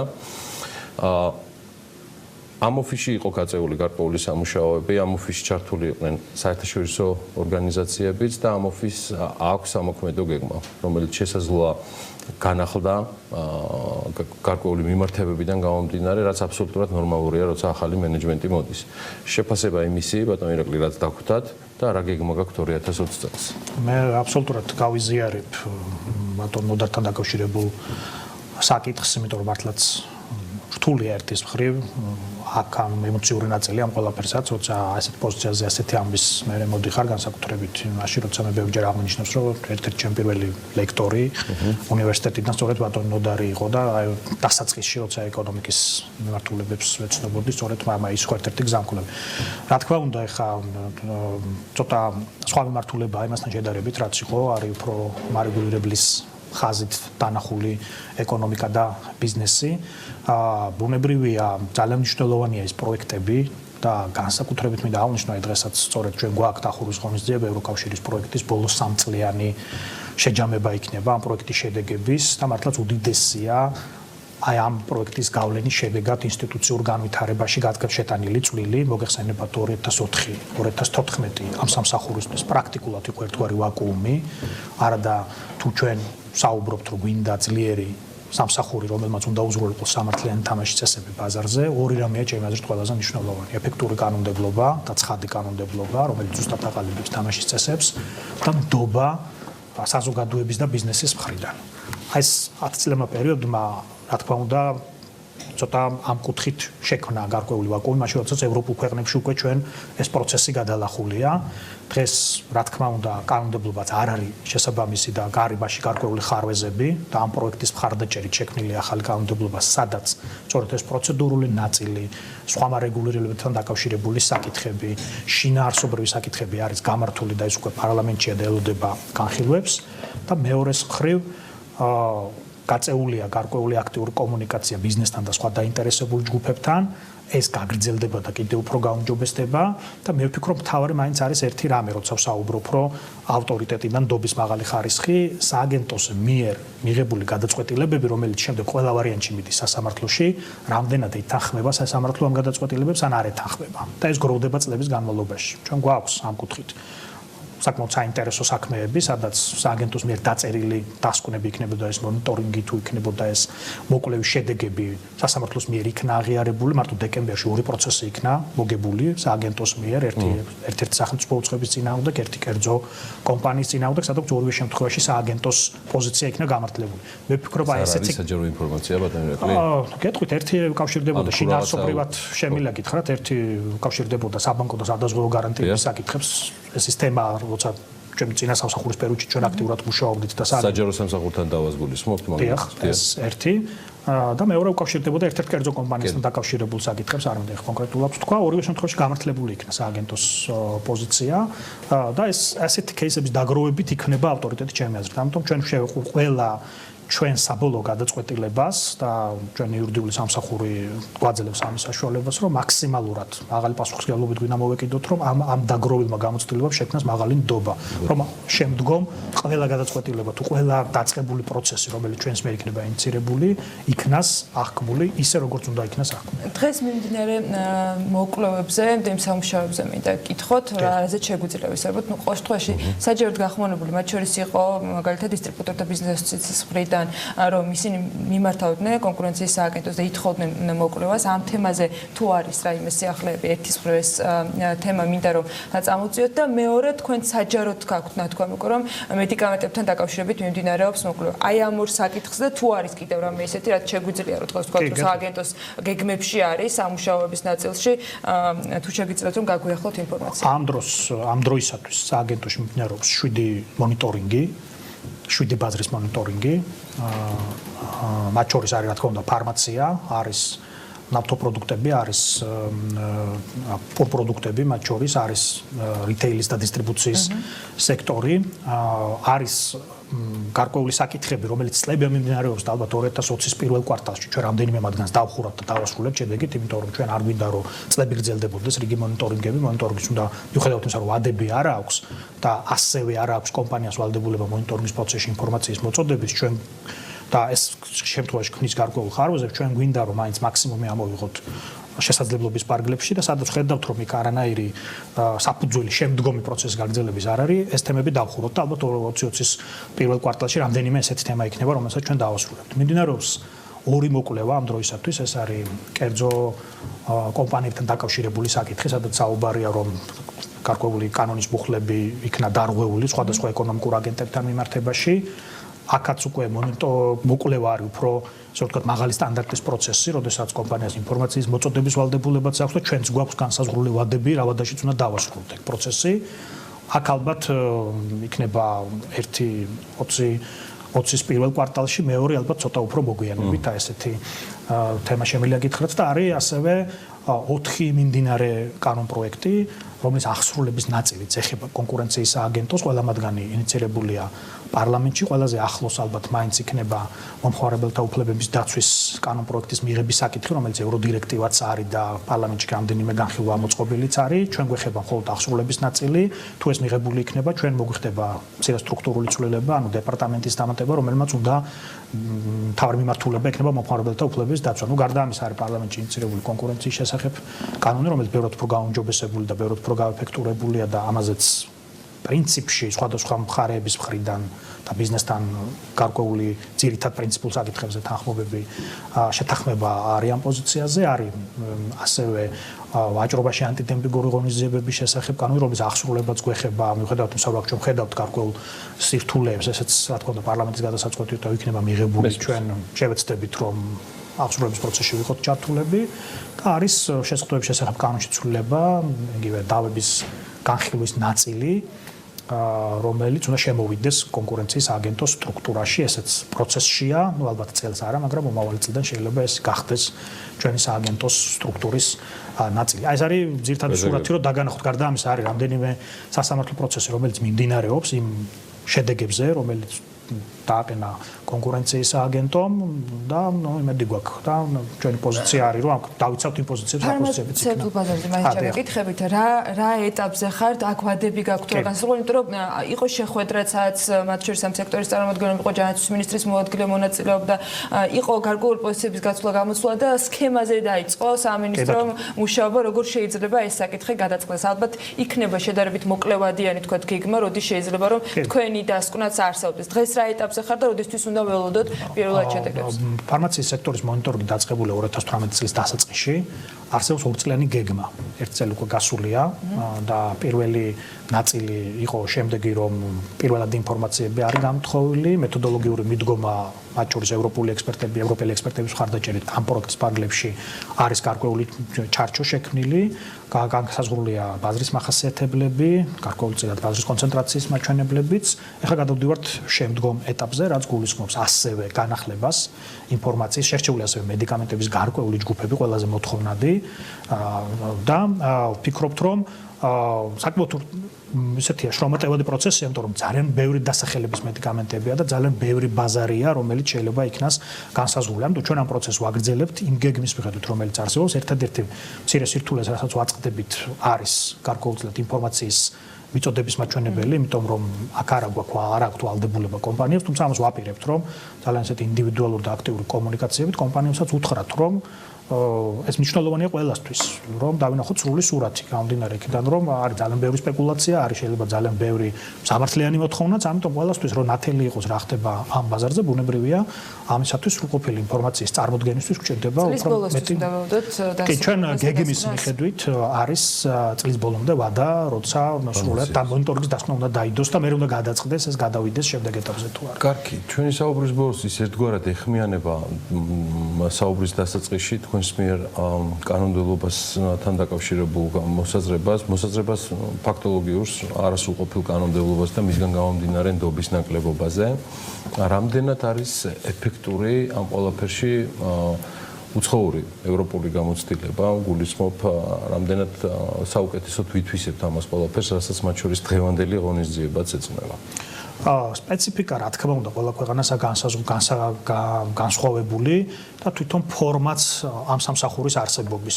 თქვენ ძალიან კარგად იცით, გიორგი, იყავით ამ სამსახურის ხელმძღვანელი და ბევრი ფორმა არის. თუმცა ყველაზე დასაყრდენი რასაც ჩვენ შეიძლება ჩვენი ქვეყნის მოდელი მოვარგოთ, აი მაგალითად ლიტვას აქვს ძალიან აქტიური გამოცდილება, ავსტრიას და სხვადასხვა საკითხებში სხვადასხვა ქვეყნებს, მაგალითად, აი ბოლო ჩვენი სასწავლო ვიზიტით, იგივე ამ პროექტის მხარდაჭერით, იყვნენ მომხმარებელთა უფლებების დაცვის დეპარტამენტში პოლონეთში, რომელიც ასევე კონკურენციის დაცვის იქაურის სააგენტოს ერთ-ერთი სტრუქტურული ნაწილია. ანუ ბევრი მიმართულებაა, სადაც შეიძლება სხვადასხვა ქვეყნის გამოცდილება იქნას ასახული, თუმცა აი ყველაზე ალბათ შესაბამისი, მაინც აი ლიეტუვა არის ძალიან საინტერესო გამოცდილება, იმიტომ რომ ერთნაირი სტარტი გვაქვს. უკვე ევროკავშირის წევრია და ძალიან იმ ბაზრის მოცულობაც თითქმის იდენტურია და აი თუნდაც როცა საუბრობთ ჩვენ სხვადასხვა ბაზრების მონიტორინგზე, აი მათი რჩევები ძალიან მნიშვნელოვანია, როგორ უყურებდნენ, როგორ გახსნეს, როგორ გადაწყვეტილებები მიიღეს და ასე შემდეგ.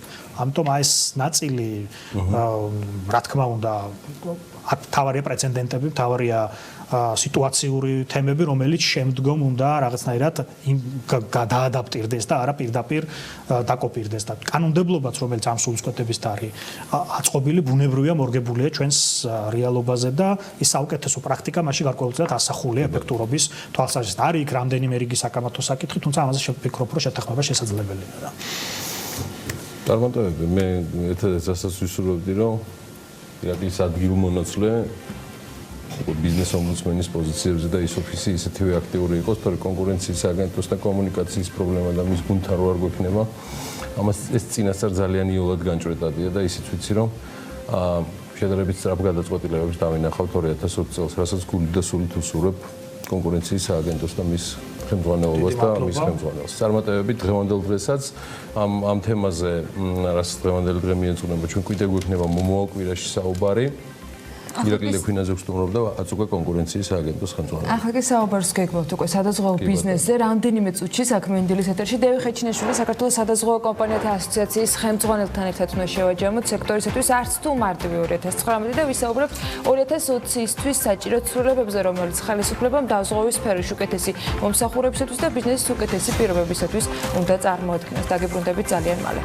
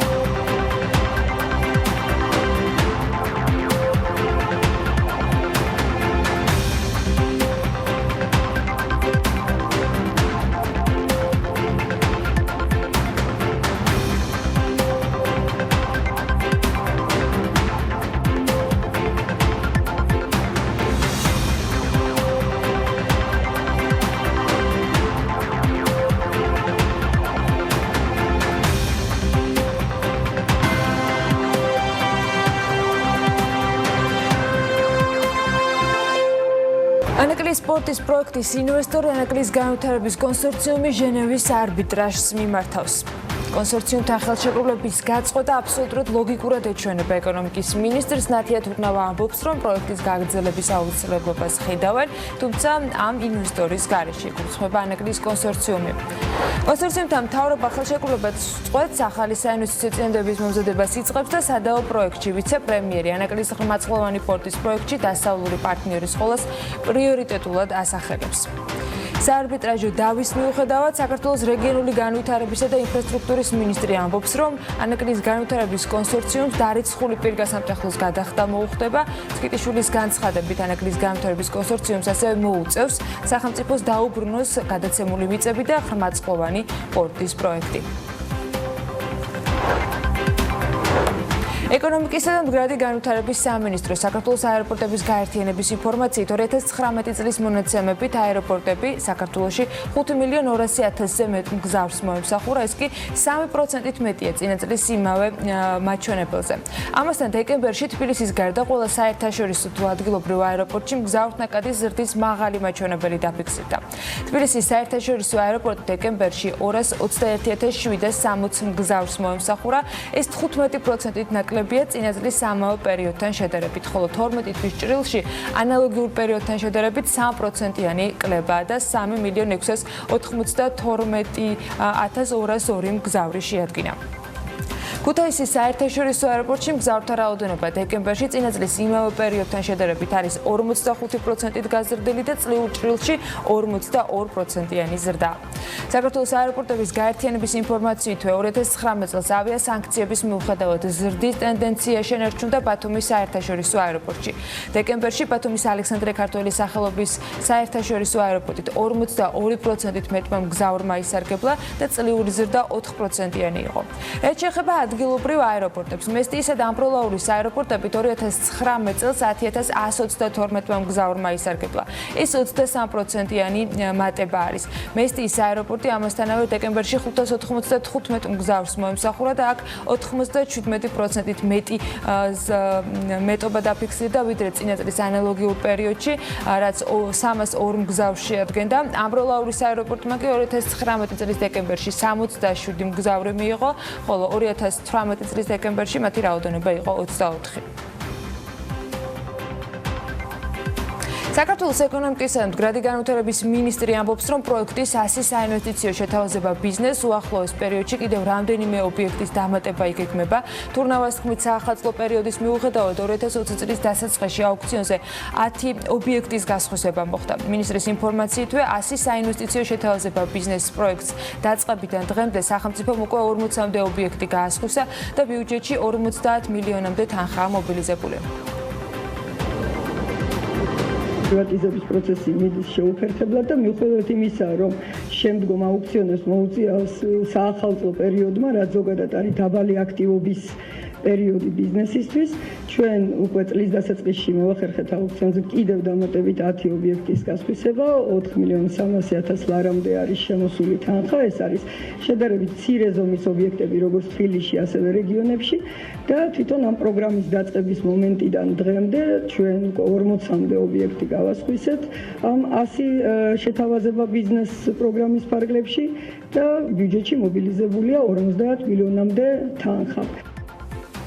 საქართველოს საგარეო საქმეთა სამინისტრომ ეკონომიკური ატაშეების პოზიციაზე 4 პირი ერჩია, რომლებიც გადამზადების შემდეგ ამ კუთხით საქართველოსთვის პრიორიტეტულ ქვეყნებში გაემგზავრებიან. დავით ზალკალიანის განცხადებით, შერჩევა კონკურსის საფუძველზე მოხდა. 4 პირი არის შერჩეული, რომლებიც შემოვიდნენ უკვე საგარეო საქმეთა სამინისტროს სისტემაში და შესაბამისად ისინი გაივლიან პროცედურებს ჩვენს დიპლომატიურ კვლევით ცენტრში, გადამზადების პროცედურებს და ბუნებრივია როგორც კი მზად იქნებიან, ისინი იმ ქვეყნებში და იმ რეგიონებში, რომელიც გვაქვს პრიორიტეტებად, გაემგზავრებიან. მარჯვენა საჭიანი და საჭე-გადატანილი მანქანების ტექინსპექტირებაში 2020 წლის 1 აპრილიდან ცვლილებები შედის ავტოსატრანსპორტო საშუალებებზე, რომლებიც იმპორტირებული იქნება მარჯვენა საჭით. მძღოლებმა უნდა შეენარჩუნონ საჭის მდებარეობა წინააღმდეგ შემთხვევაში 1 აპრილის შემდეგ საჭე-გადატანილი ავტომობილები პერიოდულ ტექნიკურ ინსპექტირებას ვერ გაევლიან. ეკონომიკისა და მდგრადი განვითარების სამინისტროს სახმელეთო ტრანსპორტის სააგენტოს ინფორმაციით აკრძალვა გავრცელდება იმ მარჯვენა საჭიან ავტომობილებზე, რომლებიც 2020 წლის 1 აპრილიდან პირველად დარეგისტრირდა. 1 აპრილამდე რეგისტრირებული საჭე-გადატანილი ავტომობილები კი პერიოდულ ტექინსპექტირებას უპრობლემოდ მოახერხებენ.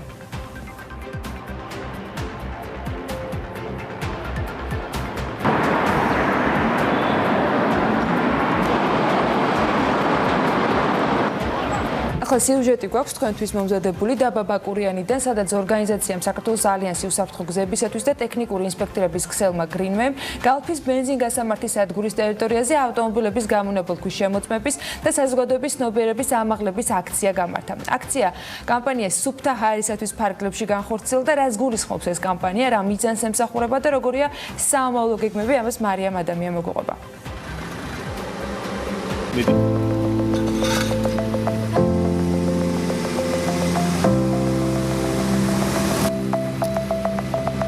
ბაკურიანში ავტომობილების გამონაბოლ გზზე შემოწმების ქუჩის კამპანია გაიმართა, რომელიც მიზნად ისახავდა როგორც ქუჩაში გამონაბოლ გზის კონტროლის დანერგვის, საჭიროების ხაზგასმას, ასევე მძღოლების ცნობიერების ამაღლებას სატრანსპორტო საშუალებების ტექნიკური ინსპექტორების მნიშვნელობაზე. შედეგად კი ჯამში ერთი დღის განმავლობაში გამონაბოლ გზზე 11 ავტომობილი შემოწმდა. აქედან 5 გაუმართავი იყო, ხოლო 6-მა გაიარა ტექნიკური ინსპექტორება.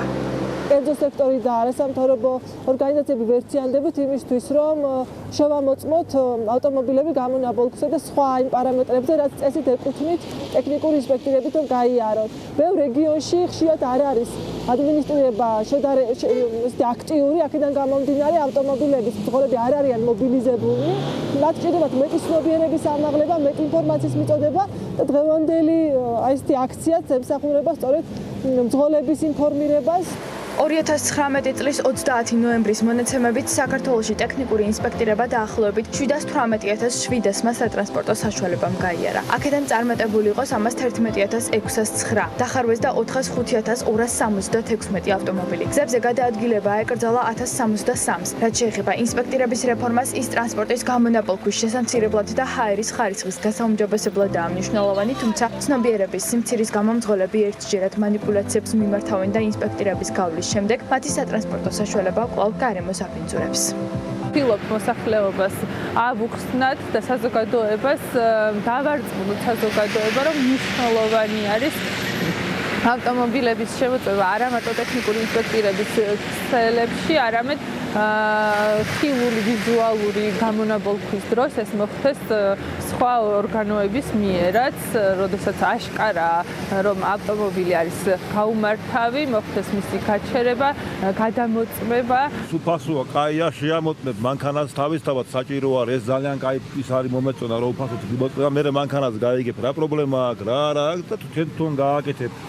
გენერალში ხელშეული მანქანას, იმიტომ რომ უნდა იყოს საჭირო, ეხლა ფოტო რომ გაიაროს მანქანა, იმიტომ რომ უსაფრთხოდ იქნება ეკოლოგია, დაცული იქნება.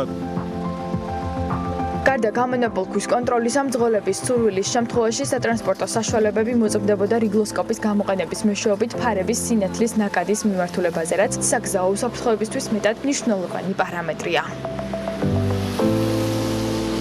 თავრობამ საქართველოს ფართოზოლოვანი ქსელების განვითარების 2025 წლების ეროვნული სტრატეგია დაამტკიცა. ეკონომიკის და მდგრადი განვითარების მინისტრის განმარტებით ის ხელს შეუწყობს საქართველოს როგორც ციფრული და საინფორმაციო ჰაბის სახით ჩამოყალიბებას რეგიონში.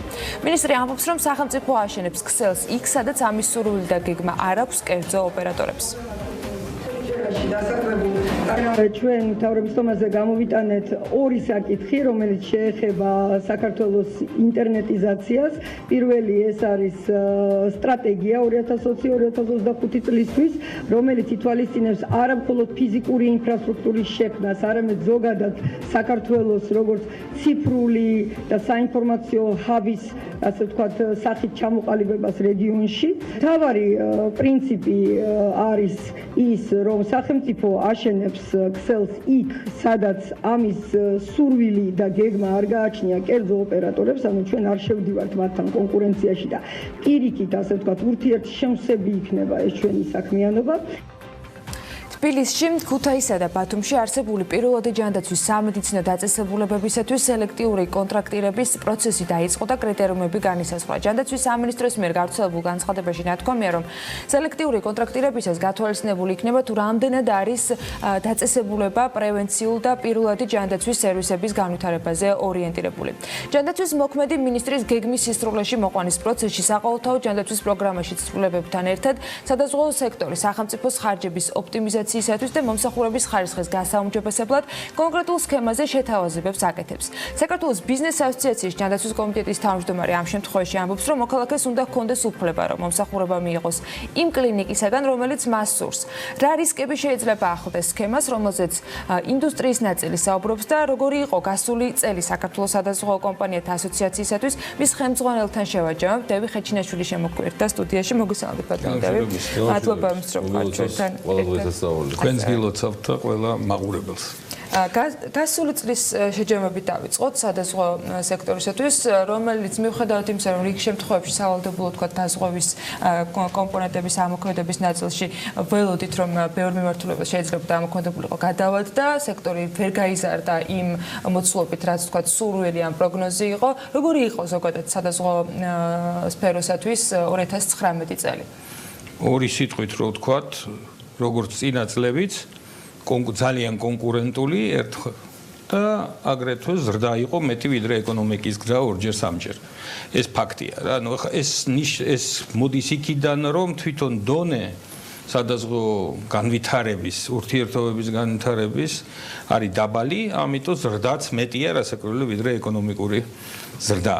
სადღაც სხვადასხვა სექტორში 20%-მდეც კი იყოს და მე ვამბობ ამას არა მარტო ციფრებში, რომელიც ფულში, რომელიც აგრეთვე ინფლაციურ კომპონენტსაც შეიცავს, არამედ რაოდენობაში დაზღვეულების. აი, ყველაზე უფრო მიხარია, რომ გაიზარდა ჯანდაცვის სექტორი, მიუხედავად ჯანმრთელობის დაზღვევის სექტორი, მიუხედავად იმისა, რომ პრინციპში ადამიანების უმეტესობა თუ არ არის პენსიონერი და უმწეო, რომელიც ეზღვევიან, კარგავენ საყოველთაოს.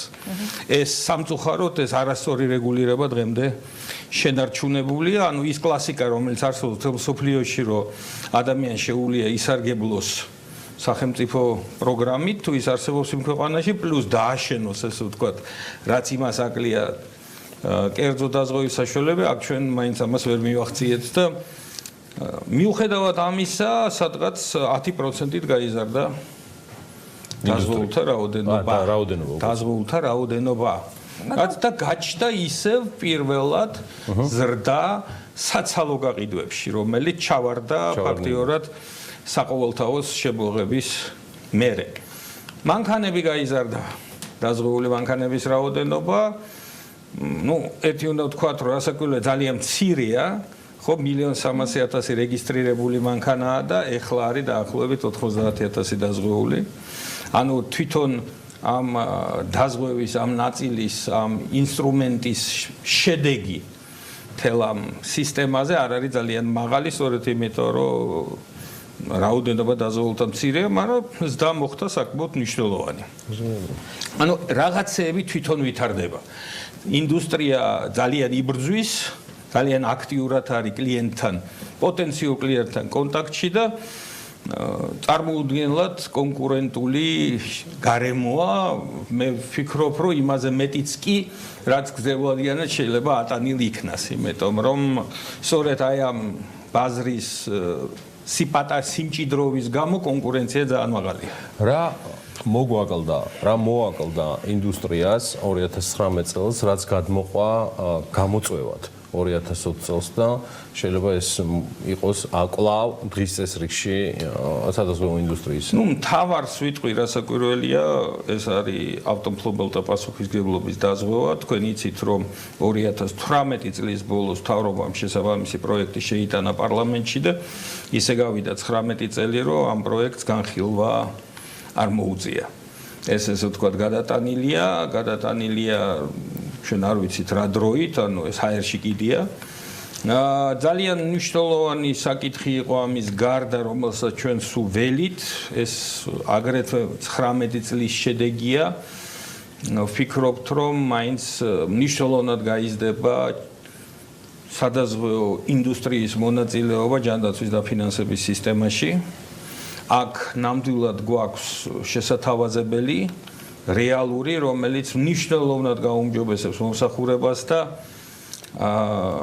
ბიუჯეტის ხარჯების მნიშვნელოვან დაზოგვას გამოიწვევს. მაგათ ესმით, მე მეორე საკითხთან დაკავშირებით უფრო მინდა ყურადღების გამახვილება, რადგან ავტომფლობელთა პასუხისმგებლობის დაზღვევა მგონია უფრო რაცა პოლიტიკური ნაწილი არის, გადაწყვეტილება არის მისაღები, მით უმეტეს ის გავლილია მთავრობაში, გარკვეული ასე ვთქვათ, ბიუროკრატია გავლილია პარლამენტში.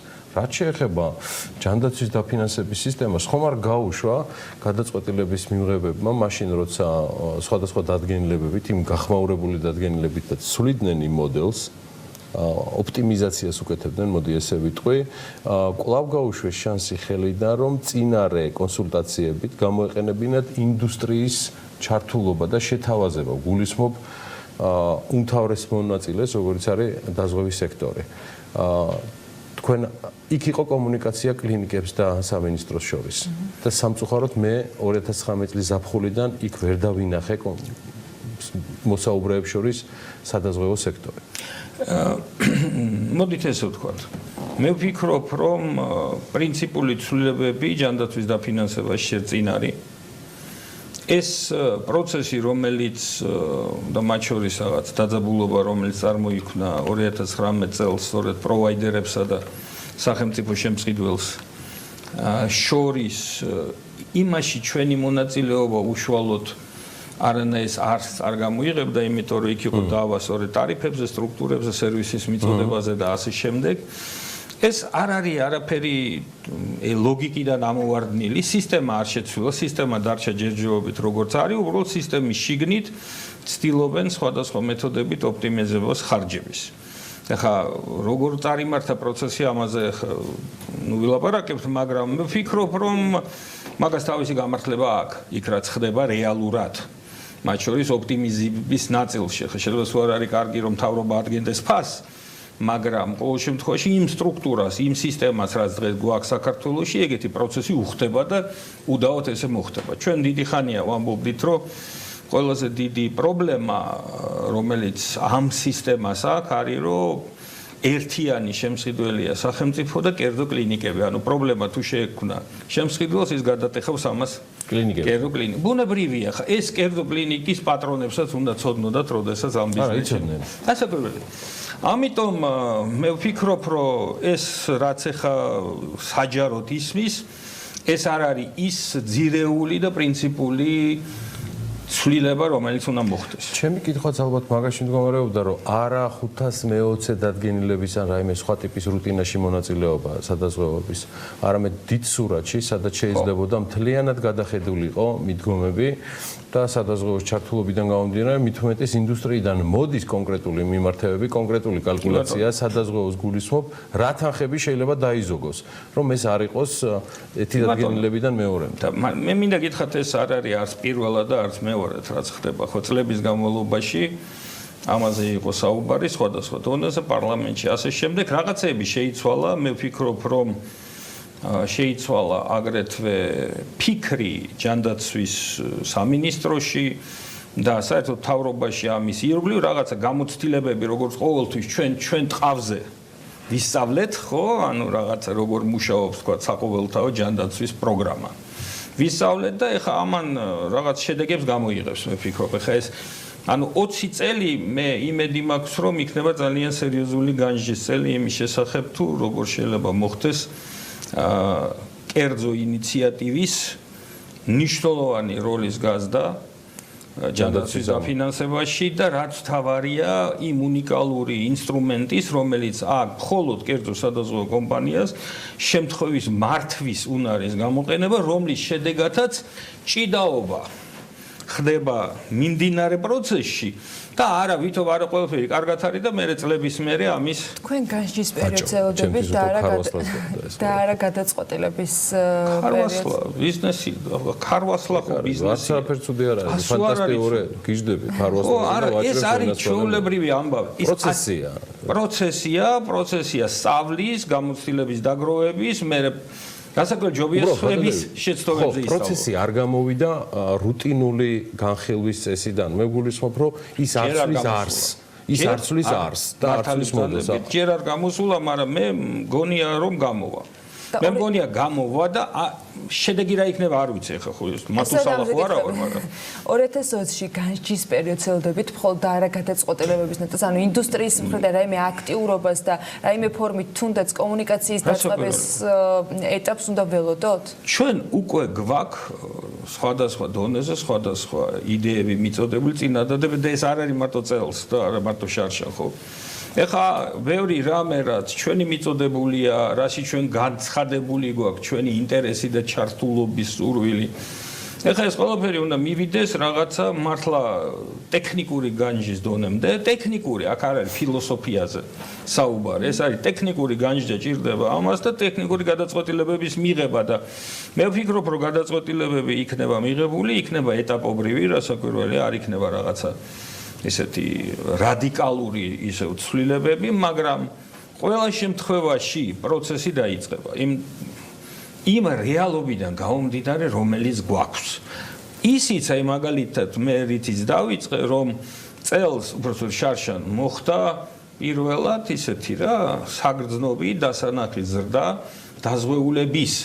ამ დაზღვეულებმა წარმოი უმეტესობამ, კი შეიძლება ვიღაცა პენსიონერიც იყო 10%-იან მატებაზე ბრძანებთ. დაკარგა ფაქტიურად უარი თქვა საყოველთაოზე. ხო? ანუ რაღაცას ნიშნავს ეს, ანუ სერვისის ხარისხის თვალსაზრისით, თქვათ იმ დაფარვების თვალსაზრისით ადამიანებმა ამჯობინეს აქეთ გადმოსვლა. ეს ახლა რასაკვირველია მაკროეკონომიკულად ჯერ არაფერს არ ცვლის. მაგრამ მე ვფიქრობ, რომ ეს აგრეთვე დასანახი პროცესია, რომელიც აგრეთვე აჩვენებს გადაწყვეტილების მიღებს, რომ გზა სწორია და როგორ უნდა განვახორციელოთ იმდენი შეთავაზება გვაქვს გაკეთებული ჩვენ, იმდენი მოდელი განხილული, რომ მანდ უკვე გავივლით და სულ არა გვაქვს ჩვენ არანაირი ჩვენ მივიღებთ ყველა ის საინტერესო და რეალურ შეთავაზებას, მათ შორის მთავრობიდანაც რასაკვირველია და მე ვფიქრობ, რომ ეგ ნაწილი 2020 წელში იქნება ძალიან საინტერესო, იმიტომ რომ უფრო სკეპტიკური ვარ მესამე პირის პასუხისგებლობის დაზღვევის 2020 წელს, ესე ვთქვათ, ხო, იმ პოლიტიკური და ყველაფერი პოლიტიკაა. ყველა რაზეა ჩვენ ვლაპარაკობთ, ყველაფერი პოლიტიკაა. უბრალოდ ის ნაწილიც ძალიან გვჭირდება. ის ნაწილი ძალიან გვჭირდება, ეს არ არის უბრალო თემა. არ არის უბრალო რაღაც ბაზრის განვითარება, მილიონი ახალი პირველად სადაზღვე ურთიერთობებში შესული ადამიანი უზარმაზარი ბიძგია სადაზღვე კულტურის განვითარებაში. მადლობა დევი ხეჩინაშვილს, საქართველოს სადაზღვევო კომპანიათა ასოციაციის ხელმძღვანელს, ძალიან საინტერესო საუბრისთვის და მიმართებებისთვის 2020 წელთან დაკავშირებით. მასთან საუბრის ვიდეო ვერსია სულ რამდენიმე წუთში BMG-ზე უკვე ნახავთ, ისევე როგორც რამდენიმე საგულისხმო ინფორმაციას, რომელიც ახალი ამბის სახით ტექსტუალურად, ასე ვთქვათ, BMG გაავრცელებს ასე. დაზღვევიდან უკვე საპორტო ინფრასტრუქტურისაკენ ვინაცვლებთ კვლავ ზღვა და პორტი რაღაცნაირად ლაიტმოტივად გასდევს დღევანდელ ეთერს, ოღონდ ამჯერად ანაკლიდან შედარებით სამხრეთით ვინაცვლებთ და ინტერვიუ უნდა შემოგთავაზოთ პეიჯ ჯგუფის ხელმძღვანელთან, რომელიც გასული წლის მიწურულს ჩაიწერა. ჯგუფმა ინვესტორების აქტიური ნაწილი მშენებლობის დაწყება ოქტომბერში გაასაჯაროვა. ჯერ სამუშაოების საწყის ეტაპზეა, თუმცა თვის ბოლოდან სამუშაოები კიდევ უფრო უნდა გაფართოვდეს. სასტუმრო კოსტეში ჩავწერეთ ირაკლი გერვალიშვილთან ინტერვიუ, რომლის ნაწილსაც გთავაზობთ საქმიანი დილის ეთერში.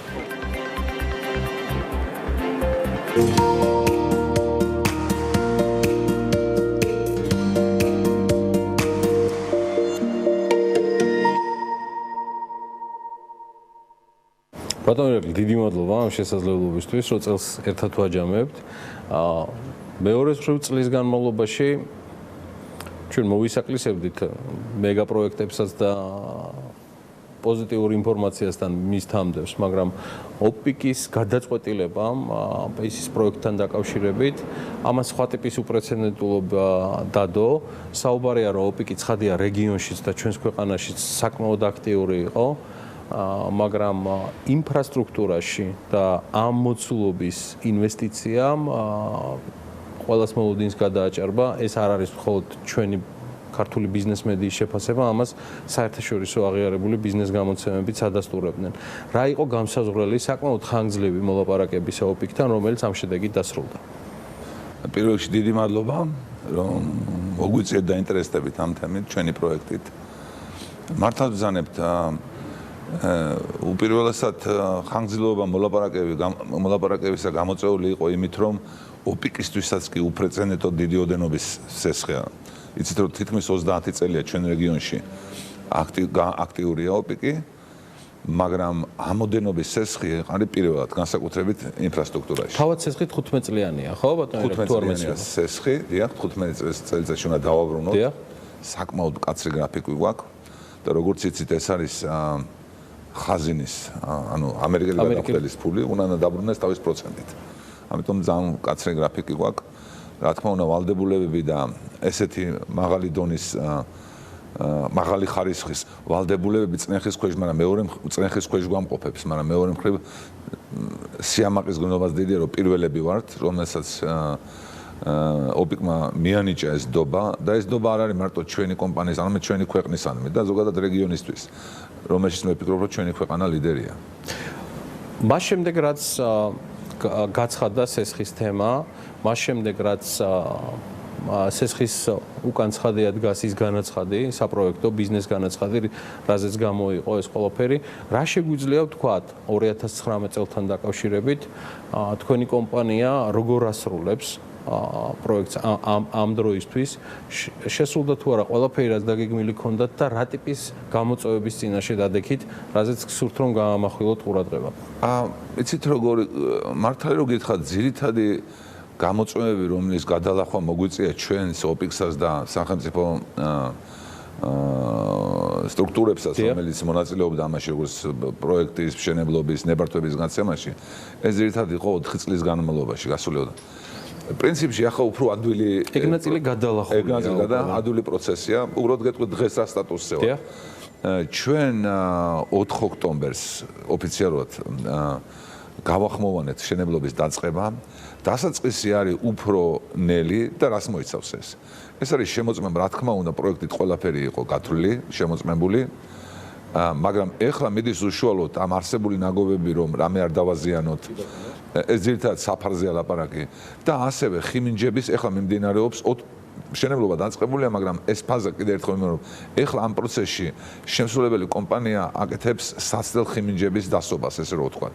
იმიტომ რომ ერთია რომ პროექტით რა არის გათვალისწინებული, მეორე ეხლა რეალურად რამე არ უნდა შეხვდეს. ჩვენ ვფიქრობთ, რომ უშუალოდ აი ხიმინჯებია ყველაზე მთავარია, ყველაზე თანხითაც და დროითაც მოცული ფაზა. ალბათ დაიწყება აქტიური ესე გაფართოებული ფრონტი გაიშლება სადღაც იანვრის ბოლოს თებერვალში. სამშენებლო ტენდერთან დაკავშირებით რომ მიდიოდა ბატონი ირაკლის საუბარი, ეს კიდე ცალკე მდგომია ამისგან, რომელიც 2-3 თვეში დამოუკიდებლად გამოცხადდება? არა, ეს სამშენებლო ტენდერში გამარჯვებულია წარმოებს უკვე ამას.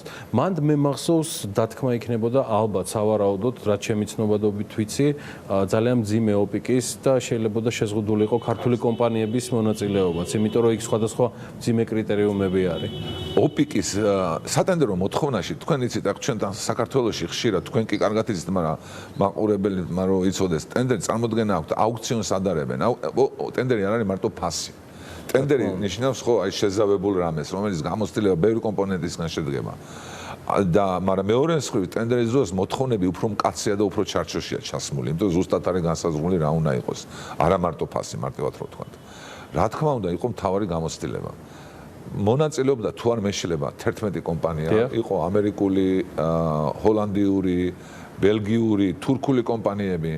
ერთადერთი იყო ქართული კომპანია, რომელიც პარტნიორობაში იყო ჰოლანდიურ გიგანტებთან ერთად. და ზუსტად მათმა ფასმა გამოცდილებამ ამ ქართულ-ჰოლანდიურმა ტანდემმა გაიგო. დიახ, რომელსაც ეს არის კონკრეტ ცემენტი, რომელსაც უკან უდგას ჰოლანდიური კომპანიები, რომლებიც დღეს ამ საცდელ დღესაც მიმდინარეობს ხიმინჯების საცდელი აკეთებს, ეს მათი ტექნოლოგია ქართულს არ გააჩნია. მაგრამ ტანდემია და კარგია, აი ჩვენს გაგვიხარდა, რომ ქართული კომპანიამ გაიმარჯვა, რა თქმა უნდა, არა მარტო თავისი ბექგრაუნდი, არამედ ჰოლანდიური ბექგრაუნდი. ბატონო ირაკლი, 2020 წელს მშენებლობა იქნება ერთადერთი თქვენი მთავარი საზრუნი თვითონ როგორც პროცესი გულისხმობ, რომელიც იანვარში უკვე ასე ვთქვათ, სრულად გაშლის თავის საქმიან პოლიგონს, თუ უკვე არის სხვადასხვა ტიპის გამოწვევები, რომლისთვისაც ემზადებით, რაც მნიშვნელოვანია პეისის ამ პროექტისთვის. ძალიან კარგი კითხვაა, რომ იცით რა, იმდენად ჩვენი დარგი იმდენად რთული და კომპლექსურია, ეხლა გეტყვით მარტივად, შევეცდები მარტივად აგიხსნათ.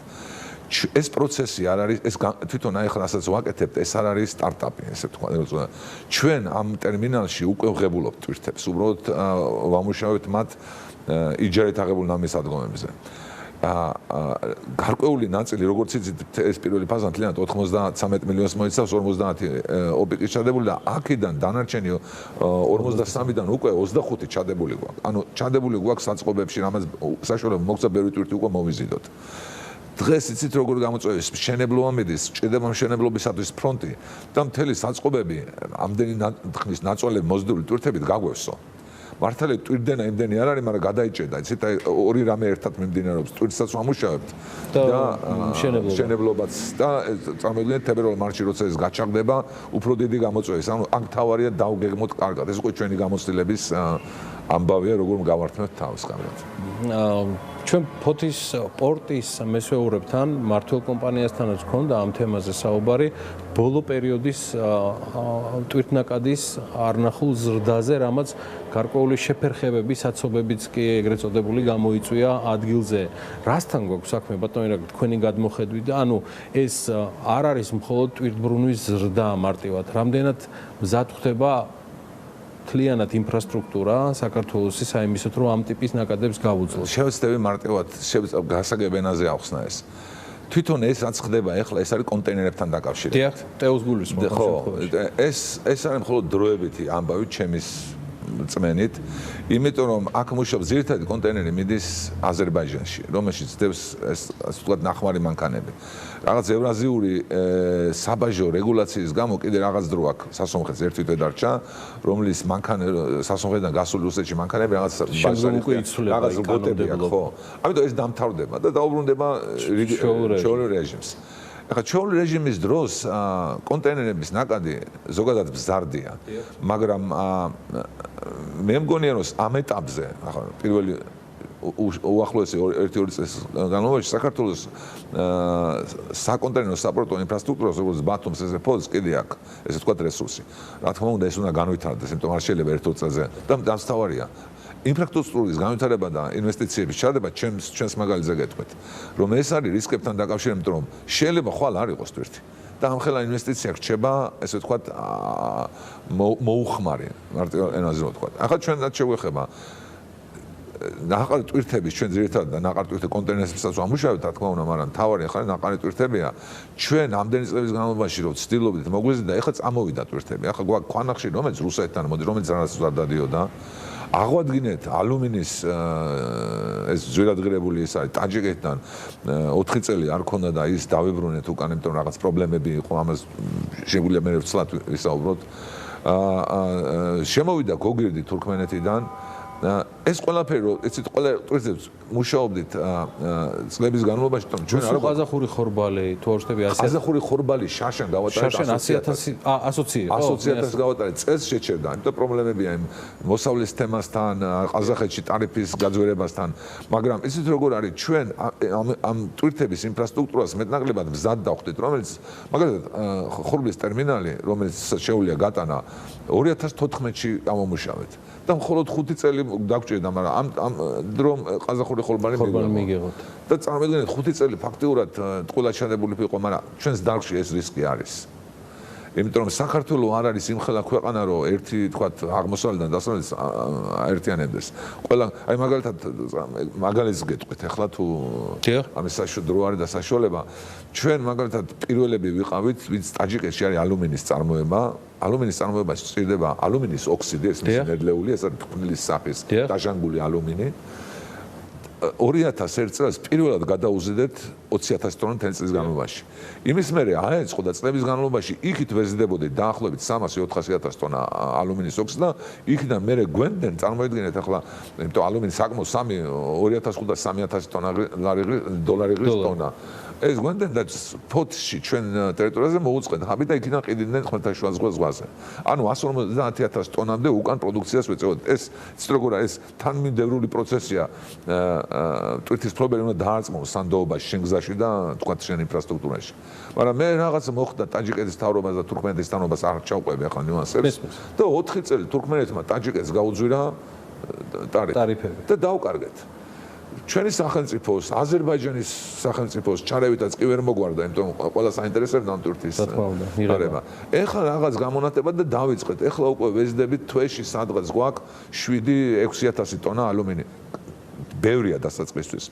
თუ კიდე რამე არ შეგვიშალა ხელი ამას კიდე, მაგრამ ესეთი მოვლენები სულ თამდევია ამ ტვირთების ბრძოლის. არის ძალიან რთული პროცესი, მით უმეტეს ჩვენს კარვი კორიდორში, როცა ამდენ ქვეყანასთან ყველაზე ადვილად აზერბაიჯანთან თანამშრომლობს ჩვენ, იმიტომ რომ ახლოს ავართ ერთმანეთის გვესმის და თითქმის ერთ ენაზე, მაგრამ ეს თურქმენეთი იმათანაც რა თქმა უნდა, იწერა 1000 ხალხი შეკრულებები სახელმწიფო, მაგრამ პრაქტიკაში მე ესე არ მუშაობს.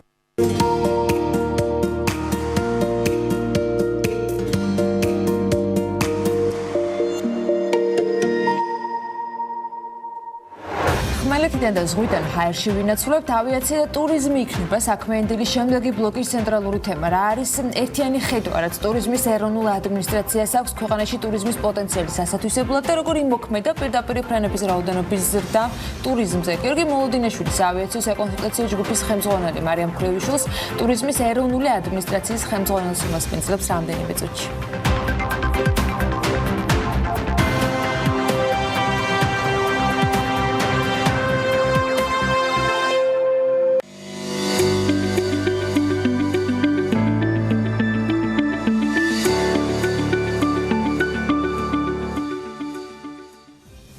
მიმოვიხილეთ სტატისტიკა უკვე და ძალიან მოკლედ გეტყვით, რომ იმ ზაფხულის ფონზე, რაც 2019-ში ქონდა და იმ გამოწვევების გათვალისწინებით, რის წინაშეც ავიაცია და შესაბამისად აქტიურ სეზონზე ტურიზმი აღმოჩნდა, მაინც აღსანიშნავია, რომ გასული წლის განმავლობაში აეროპორტებში მგზავრთნაკადი 3%-ით გაიზარდა. მოლოდინი უფრო მეტის იყო ზაფხულამდე, თუმცა ამ კონკრეტული კონტექსტის გარეშე და ერთიან სტრუქტურაში რა წილი აქვს ავიამიმოსვლას ტურიზმში, ეგრეთ წოდებულ ხარისხიან ტურიზმში, ანუ მაღალშემოსავლიანი სტუმრების მოზიდვაში და როგორ უნდა იყოს ფრენების სქემა სინქრონში ზოგადად სექტორის სტრატეგიასთან ამაზე საუბარს ველოდებით რუბრიკაში საუბრები ავიაციაზე.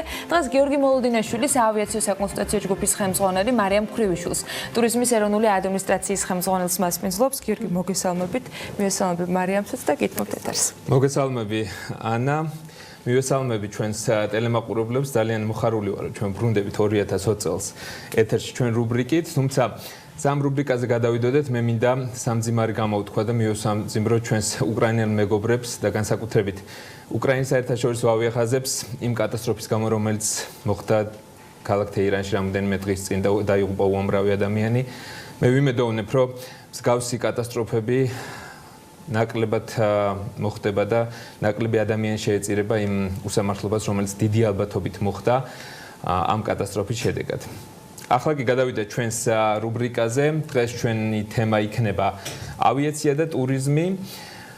და ამ თემაზე ვისაუბრებთ ადამიანთან, რომელიც ძალიან დიდი ხნის განმავლობაში იყო ავიაციაში, მან ძალიან დიდ შედეგებს მიაღწია ავიაციაში ყოფნის დროს და დღეს რო ჩვენ იმეშვებით საუბრობთ დიდ შესაძლებლობებზე ახლო აღმოსავლეთის ბაზარზე, ეს მისი დიდი დამსახურებაა. დღეს კი ის ხელმძღვანელობს ჩვენი ქვეყნისთვის უმნიშვნელოვანეს სფეროს, როგორც არის ტურიზმი და მე მივესალმები მარიამ ქრივიშვილს. მარიამ, გამარჯობა, დიდი მადლობა, რომ მონაწილეობთ ჩვენს რუბრიკაში. მოგესალმები, გიორგი, მივესალმები თქვენ მაყურებელს. პირველ რიგში ვერთდები თქვენ სამძიმარს, მაგრამ ამავდროულად მინდა რომ გამოვიყენო შესაძლებლობა და ჩვენი ქვეყნის მოქალაქეებს, ისევე როგორც ყველა სხვას, ვუსურვო ძალიან წარმატებული, ძალიან პროდუქტიული და რაც თავარია ჯანმრთელი, დამდეგი და უკვე დამდგარი 2020 წელი. დიდი მადლობა. მარიამ, ჩვენ 2019 წლის 30 დეკემბერს ვიხილეთ ძალიან შთამბეჭდავი პრეზენტაცია, შეაჯამე 2019 წლის შედეგები, თუმცა მინდა რომ ეს შედეგები განვიხილოთ ცოტა ავიაციის კონტექსტშიც. ჩვენ ვიცით რომ 2019 წლის ივნისის მერე საავიაციო ბაზარს დიდი გამოწვევა ჰქონდა, შეწყდა რუსეთიდან მგზავრთნაკადი პირდაპირ რეისები და მინდა რომ მოგვიყვე, რა თქმა უნდა, შესაბამისად ტურიზმის შედეგებზე ის რაც ნამდვილად შთამბეჭდავია და ასევე მოგვიყვე იმ შესახებ და იმ ზომების შესახებ, რომელიც იქნა მიღებული დივერსიფიკაციის თვალსაზრისით და მიაღწიეთ იმ შედეგს მიუხედავად ასეთ სიძნელეებისა. გიორგი, როგორც მოგეხსენება, ჩვენ ხშირად საუბრობთ ხოლმე იმაზე, რომ ავიაცია და ტურიზმი მუდმივად ერთმანეთისთვის გვერდში მყოფი ორი ინდუსტრიაა და აბსოლუტურად და არ არსებობს ტურიზმი ავიაციის გარეშე, ისევე როგორც ავიაცია ტურიზმის გარეშე. აქედან გამომდინარე ის, რომ ეს ორი ინდუსტრია კვალდაკვალ ერთმანეთის სტრატეგიის გათვალისწინებით უნდა ვითარდებოდეს, ეს რა თქმა უნდა უმთავრესია. ჩვენ მოხარულები ვართ, რომ მათ შორის ვისაუბროთ 2019 წლის ძალიან კარგ შედეგებზე, რომელიც ძალიან ბევრი ადამიანის შრომის შედეგად განხორციელდა 2019 წელს. მოდი დავიწყოთ იქიდან, რომ რა თქმა უნდა ეს იყო ალბათ ყველაზე რთული და გამოწვევებით სავსე წელი, რომელიც ქონია ტურიზმის ინდუსტრიას, მათ შორის უკვე ავიაციის ინდუსტრიასაც, იმიტომ რომ ძალიან დიდი წილი ქონდა ამ შემთხვევაში რუსეთიდან პირდაპირ საჰაერო რეისების მიმოსვლა. ჩვენ საუბრობთ დღეში 10-15 პირდაპირ რეისის რაოდენობას და რა თქმა უნდა ტურიზმისთვის ეს ყველაფერი უკვე ითარგმნებოდა იწვევდა საერთაშორისო ვიზიტორებში და ჯამურად უკვე რა თქმა უნდა ტურისტებში. ის რომ შუა წელს ივლისში ჩვენ დავდექით იმ ფაქტის წინაშე რომ დღეს დავკარგეთ 10-15 რეისი რაც გულისხმობს აურაცხელი რაოდენობის ვიზიტორს და ტურისტს უშუალოდ დღეში მე თვის და მე უკვე კვარტლის და წლის ჭრილში რა თქმა უნდა იყო უდიდესი გამოწვევა თუმცა აქვე მნიშვნელოვანია ვისაუბროთ იმაზე რომ ჩვენი მიდგომები რა იყო წლის დასაწყისშივე და როგორც მოგეხსენება ჩვენ როგორც ტურიზმის ადმინისტრაცია განსაკუთრებით ჭიდროდ თანამშრომლობთ კერძო სექტორთან და ჩვენ ერთობლივად ფაქტობრივად წარმოადგენთ ის ღონისძიებები აქტივობები ხედვები რომლებიც გვექნებოდა 2019 წელს. საბოლოო ჯამში ალბათ შეჯამებისკენ რო წავიდეთ მნიშვნელოვანია იმის ხაზგასმა რომ ჩვენ სწორება 2019 წელს ჰქონდა ისეთ ახალ მიმართულებებზე როგორც არის ევროკავშირის ქვეყნები, სპარსეთის ყურის ქვეყნები, თუნდაც გრძელი და ეგრეთ წოდებული შორი მანძილის ქვეყნები რომლებიც არის როგორც არის ამერიკის შეერთებული ჩინეთი, იაპონია და ასე შემდეგ. ბუნებრივია ეს რთული ბაზრებია, ბუნებრივია ის რომ ჩვენ წელს აქტივობები კამპანიები განვახორციელეთ უკვე ჩვენ მოგცეთ ეს არის შედეგები რომლებიც ჩვენ სიამაყით წარმოვიდგინეთ 30 დეკემბერს თუმცა ასევე ამაყრები ვართ რომ აღნიშნული შედეგები უკვე აისახება აღნიშნულ წელსაც უკვე 2020 წელს ისევე როგორც 2021 წელს გამოწვევები ბევრი გქონდა არამხოლოდ ის რომ ჩვენ ზოგადად დავკარგეთ ძალიან დიდი რაოდენობა ტურისტები არამედ ასევე გამოწვევა იყო უსაფრთხოება იმიტომ რომ საქართველოს პოზიციონირება დადგა სამწუხაროდ არასამართლიანად თუმცა იმ გამოწვევის წინაშე რომ საქართველოს შესაძლებელი იყო დაპოზიციონირებული იყო როგორც არც თუ ისე უსაფრთხო მიმართულება რომელიც როგორც მოგეხსენება ყველა ქვეყნისთვის ყველა ტურისტულად აქტიური ქვეყნისთვის ძალიან დიდი გამოწვევა. ახლა მესამე გამოწვევა იყო უშუალოდ მცირე და საშუალო ბიზნესების მდგომარეობა, იმიტომ რომ მათ რა თქმა უნდა განსაკუთრებით გამოვყოფ ამ სეგმენტს, იმიტომ რომ დაკარგეს უდიდესი ნაკადი, რომელიც მათთვის იყო ბიზნესი, მას შესადამე შემოსავლის წყარო.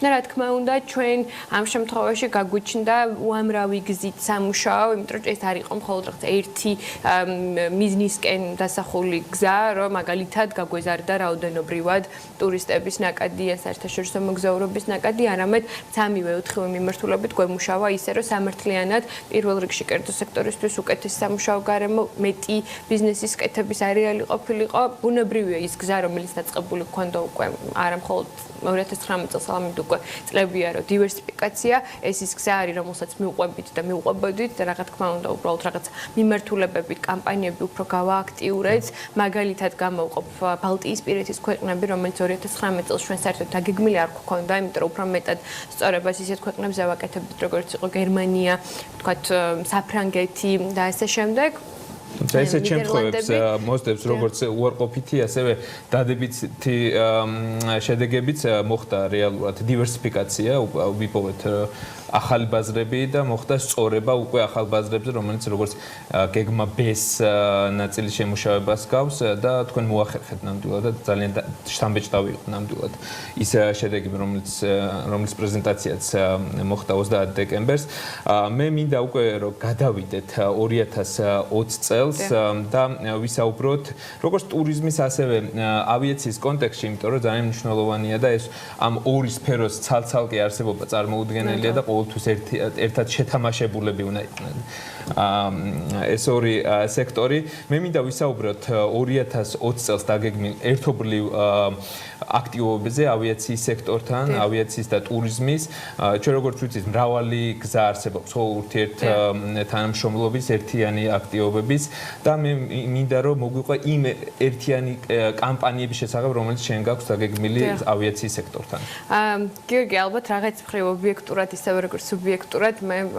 იმ ადამიანების რიცხვში ვარ რომელსაც ძალიან სწორედ აქვს ალბათ გააზრებული ის იძლიერე რაც გააჩნია ავიაციას და უშუალოდ იმ ავიაკომპანიებს რომლებიც საერთაშორისო ბაზარზე ოპერირებენ და რამხელა წვრილი შეტანა შეუძლიათ ზოგადად იმ ქვეყნების ტურიზმის ინდუსტრიაში სადაც ოპერირებას ახდენენ. აქედან გამომდინარე ჩვენ ძალიან აქტიურად, ძალიან მჭიდროდ თანამშრომლობთ იმ ავიაკომპანიებთან, რომელიც საქართველოს საავიაციო ბაზარზე ოპერირებენ და განსაკუთრებულად სწორება აქვთ იმაზე, რომ უფრო მეტი მგზავრთნაკადი შემოიყვანონ საქართველოში, იმიტომ რომ როგორც ტურიზმის ადმინისტრაცია რა თქმა უნდა ჩვენთვის ყველაზე მნიშვნელოვანია თუ რა რაოდენობის ტურისტი შემოყავს ავიაკომპანიას. აქედან გამომდინარე, მათ შორის მოვიყვანდი მაგალითებს 2019 წლიდან ჩვენ არაერთი აქტივობა განვახორციელებთ ისეთ ავიაკომპანიებთან, როგორც არის მათ შორის Wizz Air, Qatar Airways, ისევე როგორც Turkish Airlines და სხვადასხვა ფორმატები იყო, შეიძლება ყოფილიყო გაცნობიტი ტურები, ჩვენ ასევე ძალიან დიდი და მასშტაბური roadshow გავაკეთეთ, სადაც უმთავრესად ამ ყველაფრის ღირებულება იყო, რომ საქართველოს ჩამოვიყვანეთ თახთ 40-მდე აზიიდან ყველაზე წამყვანი ტუროპერატორი და უმთავრესად მივეცით ჩვენივე კერძო სექტორს იმის საშუალება, რომ სრულებით უსასყიდლოდ ბუნებრივია, რომ მათ ეწარმოებინათ ბიზნეს ურთიერთობები და მივეცით ამ კონტაქტებზე ცნობის საშუალება. რაც შესაძლებლებებია ეს კომპანიებისთვის. რაც შეეხება 2020 წელს აღნიშნული მიმართულებები გრძელდება ჩვენ სიახლე გვაქვს, რადგან Ryanair-მა შემოაბიჯა ჩვენ საავიაციო და ტურიზმის ბაზარზე. ძალიან დიდი მოვლენა იყო 2019 წელს. ძალიან დიდი და აქედან გამომდინარე ერთ-ერთი პირველი ჩვენ როგორც ტურიზმის ადმინისტრაციამ რაც გავაკეთეთ იყო, რომ უშუალოდ დავჯექით Ryanair-ის მარკეტინგის განყოფილებასთან და ჩვენ უკვე გვაქვს მიმდინარე კამპანია დღეს როგორც უკვე საუბრობთ, ეს დაიწყო უკვე 2019 წლის ბოლოს. ასევე გვაქვს არაერთი მოლაპარაკება მიმდინარე ავიაკომპანიებთან, ეს იქნება ერთიანი ღონისძიებები უშუალოდ იმ ბაზრებზე, სადაც მათ გააჩნიათ ეგრეთ წოდებული ჰაბები, იმიტომ რომ ისინი ძლიერები არიან და შეიძლება იყოს ჟურნალისტებისთვის, შეიძლება იყოს ტუროპერატორებისთვის, შეიძლება იყოს უბრალოდ იმ ადამიანებისთვის გაკეთებული ღონისძიებები, რომლებიც პოტენციურად ორივე, ასე ვთქვათ, ორივესთვის სარგებლიანია. იქიდან გამომდინარე, რომ ის ვინც ჩვენთვის როგორც ქვეყნისთვის ტურისტია, ასევე ავიაკომპანიისთვის არის მგზავრი. ჩვენ ასევე ვსაუბრობთ იმაზე, რომ წლის განმავლობაში ჩამოიყვანთ არაერთი ეგრეთ წოდებული ინფლუენსერი, ძალიან ცნობილი ჟურნალისტი, ძალიან ცნობილი, ასე ვთქვათ, ადამიანები, რომლებიც არიან ნამდვილად ეგრეთ წოდებული opinion ლიდერები.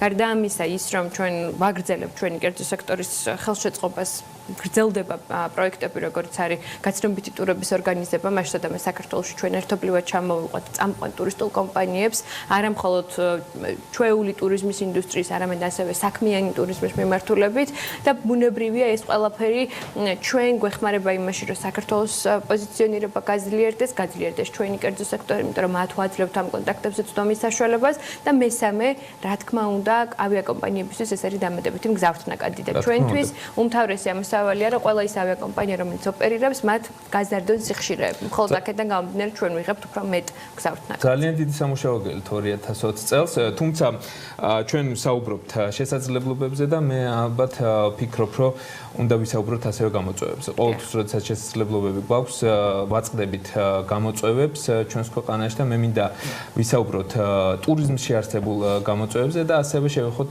ავიაციაში არსებულ გამოწვევებზე, რომელიც დღესაც და ველოდებით. რა თქმა უნდა, როდესაც არსებობს სწრაფად მზარდი ინდუსტრია და ჩვენ מחარულები ვართ, რომ ამ შემთხვევაში წარმოვადგეთ საქართველოს ერთ-ერთი ყველაზე სწრაფად მზარდი ინდუსტრიას ტურიზმს, აქ განვითარების საშუალებები მხოლოდ მარტივად არ არის, იმიტომ რომ არის უამრავი გამოწვევა და გამოწვევა არის ძალიან ბევრი მიმართულებით და უშუალოდ ალბათ რა შეგვიძლია ისეთ კონკრეტიკაზე დავიდეთ, მათ შორის როგორც არის ადამიანური რესურსი და ის რომ ჩვენ როგორც ტურიზმის ადმინისტრაციის წარმომადგენლობა შევქმნათ ძალიან ბევრი შესაძლებლობა ადამიანების დასაქმების, თვის დასაქმების, იმიტომ რომ ეს არის ძალიან დიდი ინდუსტრია.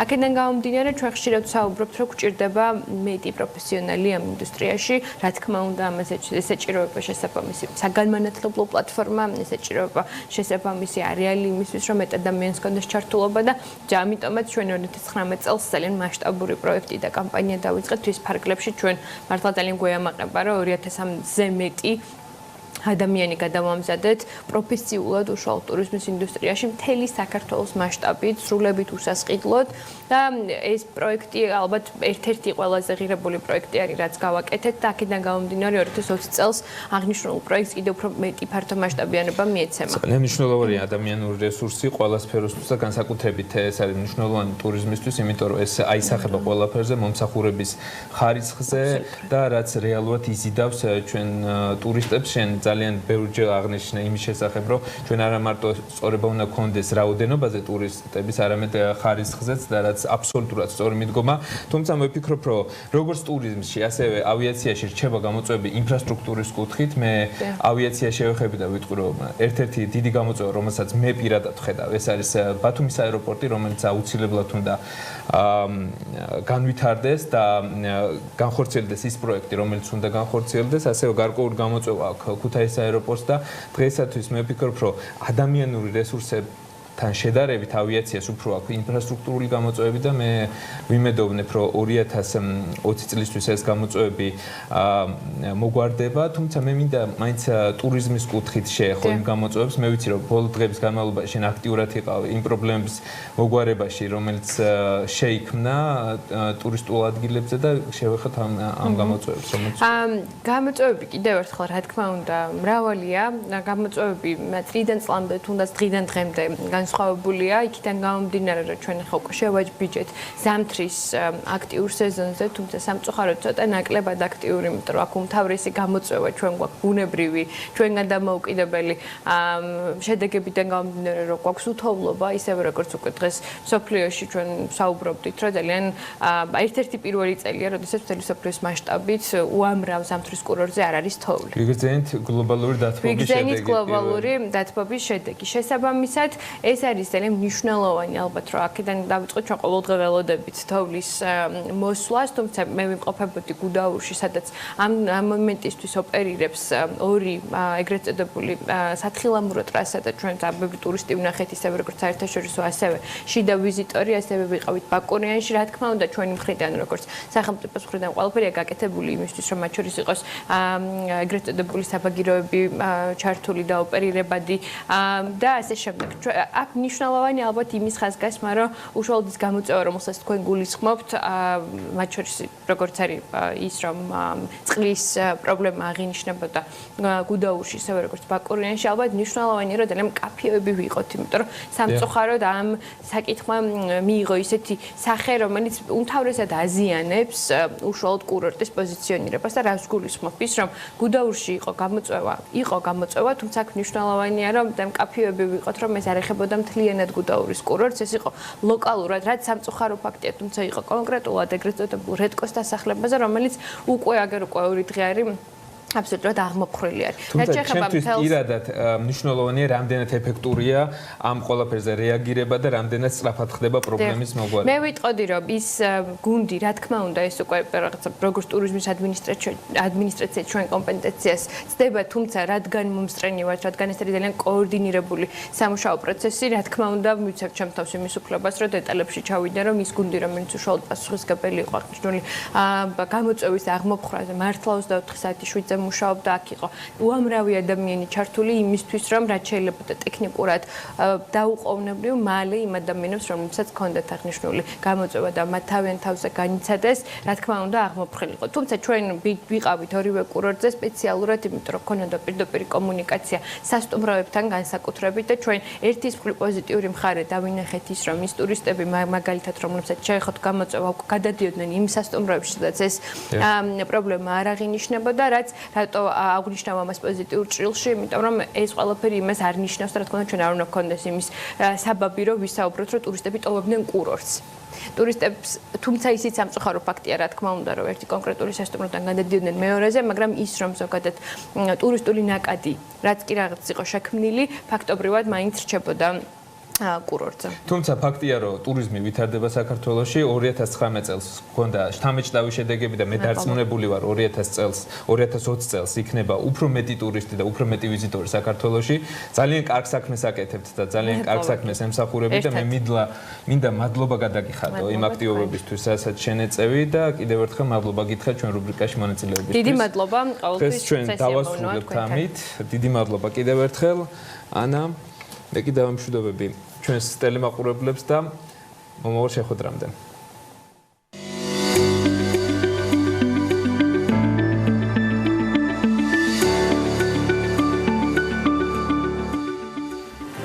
მოლოდიანიშვილის შემდეგ პარასკევს შევხვდებით, იქამდე ნიკოლ ფაშინიანის დარედაქტირებული პოსტის ჩასწორებაზე, BMG შეთოთყაშვილის ანალიტიკაზე, საქმიანი გზეთაში გიორგის პროლოგის გამოხმაურები პოლიტიკურ სივრცეში ინაცვლებს ერთი დღის დაგვიანებით, მაგრამ მაინც სიტყვა პასუხი რეგიონის ქვეყნებში ეკონომიკური ზრდის მაჩვენებლებზე, ლიდერების შერჩევაში, საქალაქო სასამართლოს ეზოსა და ინგოროყვაშვილში მთავრობის კანცელარიიდან პასუხით გაგრძელდა გუშინ. ელინე კვანჭილაშვილის ანალიტიკას დრო დგება საქმიანი დილაში, საინტერესო ამბებს და სტუმრებს გიმზადებთ, დაგველოდეთ.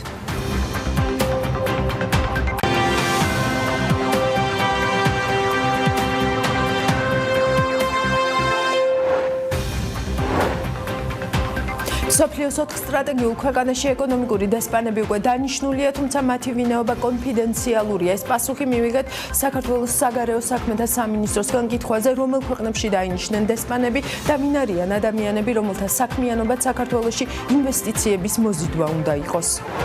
გუშინ მთავრობის ხდომაზე დავით ზალკალიანთან დავაზუსტეთ ეს საკითხი. მინისტრი ამბობს, რომ დესპანების ვინაობა არ ახსოვს, თუმცა მათი დასახელება პრობლემა არ არის.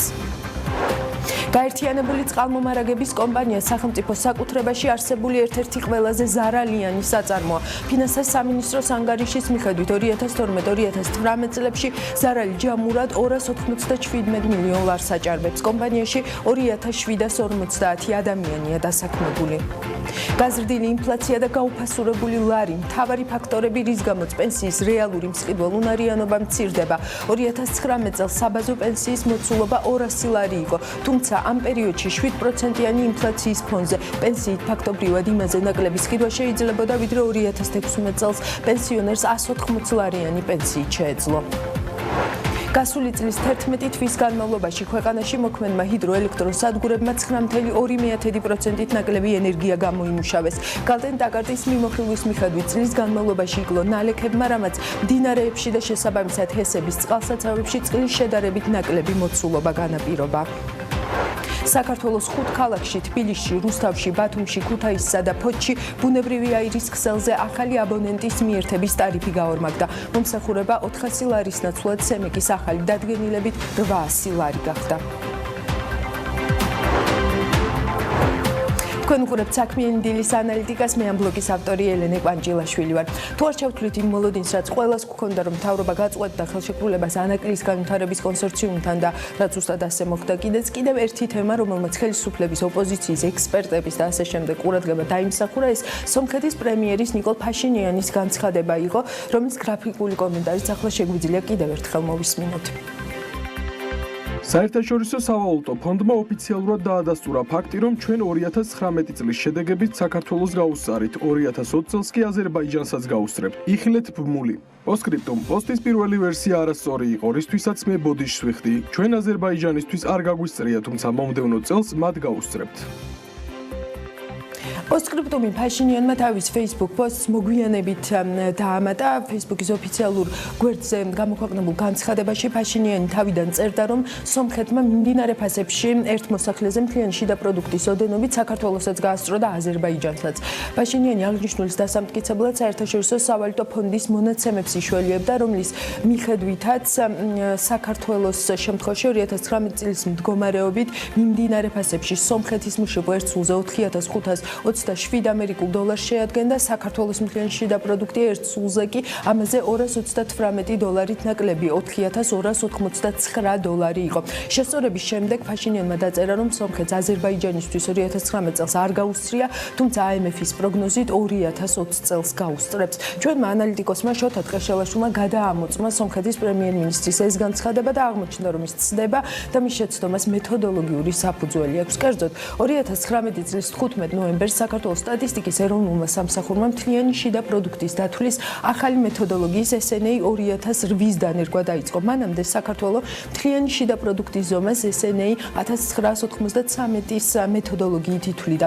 ახალ მეთოდოლოგიაზე გადასვლის შედეგად შეიცვალა ის წესები, რომლითაც საქსტატი ცალკეულ ეკონომიკურ ოპერაციებს აღრიცხავს. ახალი მეთოდოლოგიის თავისებურებებიდან გამომდინარე, პრაქტიკულად ყველა ქვეყნის მთლიანი შიდა პროდუქტის მაჩვენებელი, რომელიც მასზე გადადის, იზრდება იმასთან შედარებით, რაც წინა მეთოდოლოგიით იყო დათვლილი. მაგალითად, 2019 წლის 15 ნოემბერს საქსტატმა ახალი მეთოდოლოგიით 2018 წლის გადათვლილი მონაცემები გამოაქვეყნა, რომლის მიხედვითაც საქართველოს ეკონომიკის ზომამ დაახლოებით 45 მილიარდი ლარი შეადგინა, რაც წინა მეთოდოლოგიით დათვლილ მაჩვენებელს დაახლოებით 4 მილიარდი ლარით, ანუ 8.5%-ით აღემატებოდა. რაც შეეხება მთლიანი შიდა პროდუქტის დონეს, ის 2018 წლის მდგომარეობით 4722 ამერიკულ დოლარს შეადგენდა, რაც სომხეთის მაჩვენებელზე მაღალი მაღალია. თუმცა აღნიშნული ცვლილება IMF-ის ანგარიშებში ასახული ჯერ არ არის.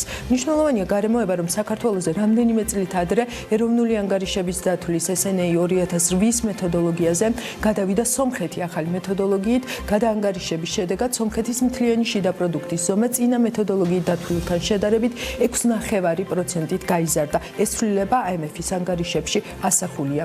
პაშინიანის ეს პოსტი ოპოზიციის ნაწილის ინტერესის ველშიც მოექცა. ბევრი სხვადასხვა განცხადება მოვისმინეთ ამ მიმართულებით და გუშინ მთავრობის ხდომაზე ეკონომიკის მინისტრს შეაფასებინეს არა ორიგინალი განცხადება, არამედ ის, რასაც არსებითად იმეორებდნენ საპარლამენტო და არასაპარლამენტო ოპოზიციის ლიდერები. ეკონომიკის მინისტრის მთავარი აქცენტიც სწორედ მეთოდოლოგია გახდა. მერწმუნეთ, რომ იმ მაღალი ეკონომიკური ზრდის გათვალისწინებით, რაც ფიქსირდება ბოლო პერიოდში, ჩვენი კლიენტთა პროდუქტი ერთ სულ მოსახლეზე ახალი მეთოდოლოგიით გადათვლილი არის საკმაოდ მაღალი. ყველაზე კონსერვატიული შეფასებითაც ჩვენ ვფიქრობთ, რომ $4,700 მიაღწევს და უკვე შემდეგი სავალუტო ფონდის მიმოხილვაში ის იქნება ასახული და იქნება საჯარო. ჩვენ კვლავაც ვართ და ვიქნებით ლიდერი რეგიონში ამ მონაცემის მიხედვით. საერთაშორისო სავალუტო ფონდი მსოფლიოს ქვეყნების ეკონომიკური მაჩვენებლების მონაცემთა ბაზას World Economic Outlook წელიწადში ორჯერ აპრილსა და ოქტომბერში აახლებს. მონაცემები, რომლებიც ამჟამად არის ატვირთული ფონდის ვებგვერდზე, 2019 წლის ოქტომბერში არის გამოქვეყნებული. შესაბამისად, ის საქართველოს შემთხვევაში კვლავ SNA 1993-ის მეთოდოლოგიით დათვლილ მაჩვენებელს წარმოადგენს. მას შემდეგ, რაც სავალუტო ფონდი World Economic Outlook-ში მონაცემებს განაახლებს და საქართველოს მთლიანი შიდა პროდუქტის მაჩვენებელს არა ძველი მეთოდოლოგიით, არამედ უკვე ახალით SNA 2008-ის მეთოდოლოგიით დათვლილს გამოქვეყნებს, მაღალი ალბათობით საქართველოს მთლიანი შიდა პროდუქტი ერთ მოსახლეზე სომხეთის მაჩვენებელს მიმდინარე ფასებშიც გაასწრებს. შეფასების ამ მეთოდზე აქცენტს იმიტომ ვამახვილებ, რომ სომხეთის პრემიერ-მინისტრმა საკუთარი შეფასებისთვის ერთ მოსახლეზე მთლიანი შიდა პროდუქტის გაანგარიშების სწორედ ეს ერთ-ერთი სახე მთლიანი შიდა პროდუქტი მიმდინარე ფასებში გამოიყენა, თუმცა ეს არ არის ერთადერთი შეფასების მეთოდი, რომელსაც საერთაშორისო სავალუტო ფონდი იყენებს. კიდევ ერთი მეთოდი ეს არის გათანაბრების მეთოდი. IMF-ი ქვეყნების ეკონომიკების შეფასებისას იყენებს მყიდველუნარიანობის გათანაბრების სპეციალურ მეთოდს, ანუ PPP-ს Purchase Power Parity-ს. გათანაბრების შემდეგ საქონლისა და მომსახურების ფასები ყველა ქვეყანაში უნიფიცირებული ხდება, რაც ამ ქვეყნების მონეტარული პოტენციალის უკეთ შეფასების საშუალებას იძლევა. PPP დოლარებში დათვლილი ეკონომიკური მაჩვენებლების მიხედვით სომხეთს საქართველოსთვის არ გაუსწრია. ამასთანავე PPP დოლარებში დათვლილი სტატისტიკა აჩვენებს, რომ სომხეთი 2020 წელს არც აზერბაიჯანს გაუსწრებს. 2019 წლის მდგომარეობით სრული სურათი არის ასეთი: აზერბაიჯანი მთლიანი შიდა პროდუქტი ერთ მოსახლეზე PPP დოლარებში $18,615, საქართველოს მთლიანი შიდა პროდუქტი ერთ მოსახლეზე PPP დოლარებში $12,227 და სომხეთი მთლიანი შიდა პროდუქტი ერთ მოსახლეზე PPP დოლარებში $11,083. შესაბამისად, სავალუტო ფონდის მიხედვით PPP დოლარებში დათვლის შემთხვევაში სამხრეთ კავკასიის რეგიონში ყველაზე მდიდარი ქვეყანა არის აზერბაიჯანი, მას მოყვება საქართველოს შემდგომ კი სომხეთია. სხვაობა საქართველოსა და სომხეთს შორის PPP დოლარებში ისევ არის $1,044. მოკლედ, ფაქტების და რიცხვების გადამოწმების შემდეგ, რაზეც ჩვენმა ანალიტიკოსმა შეთათკაშელაშვილმა იზრუნა, ირკვევა, რომ სომხეთ ჩვენთვის არ გაუსწრია, თუმცა არც საქართველოა რეგიონში ლიდერი. ხო და რა დასკვნა შეიძლება გაკეთდეს იმის საფუძველზე, რომ საქართველოს ეკონომიკა სომხეთისას არ ჩამორჩება. რამდენად საამაყოა ის ფაქტი, რომ სომხეთი ვერ გვისწრებს. ეს უნდა იყოს თუ არა საქართველოს კმაყოფილების საბაბი და მოდი ვთქვათ ეს სიტყვას, რომელიც ყოველთვის უარყოფითი დატვირთვის მატარებელი არ არის, ამბიციაც. კითხვა ბევრია, სტუმარი ერთი, საქართველოს უნივერსიტეტის პროფესორი სანდრო რაქვიაშვილი. მის ანალიზს მოვისმენთ ახლა პირდაპირ ეთერში. დილა მშვიდობის სანდრო, ძალიან დიდი მადლობა, რომ ხართ ჩვენთან ერთად. მოკლედ მინდა თქვენგან პასუხი საერთოდ რა მნიშვნელობა მიანიჭეთ, ესე ვთქვათ, ფაშინიანის ამ განცხადებას და მე უფრო ვრცლად რა უნდა გაკეთდეს იმისთვის, რომ ეკონომიკური ზრდის მაჩვენებლები, მათ შორის ერთ სულ მოსახლეზე იმდენად მაღალი იყოს, რომ აი ეს მეთოდოლოგიური წიაღსულები აღარ დაგვჭირდეს იმის განსამარტად, რომ თუნდაც სომხეთ საქართველოსთვის ჯერ არ გაუსწრია ამ ეტაპზე. მადლობა რომ მომიწვიეთ. რა თქმა უნდა, აი არამნიშვნელოვანი განცხადება, აი ჩვენ ვართ ღარიბი ქვეყანა, სომხეთიც არის ღარიბი ქვეყანა და ოდნავ მეტი იქნება ეს მაჩვენებელი თუ ნაკლები თავისად არ გსარსulis. ისეთ რეალობაში ვართ, რომ რამდენიმე თაობა დაგვჭირდება, რომ ევროპის საშუალო ქვეყანას დავეწიოთ. თუ ყველაფერი კარგად იქნება. არა და პრინციპში უნდა გვიხაროდეს, რომ ერთი მაინც მეზობელი რომ ყავდეს ცივილიზებული და მდიდარი.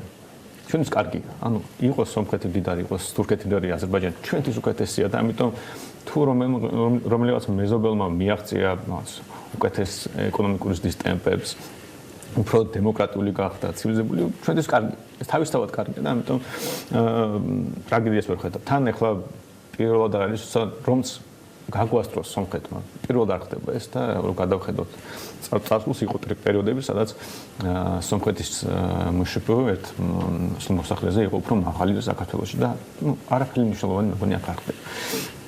მეორე საკითხია რომ ეხლა სომხეთი არ უნდა იყოს ჩვენთვის მაგალითი, მიზანი, ჩვენ აშვილია ასეთივე ღარიბი ქვეყანა შევეჯიბროთ.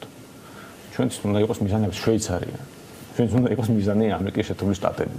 ანუ ის ქვეყნები, რომელსაც ჩვენ უყურებთ როგორც ეტალონს.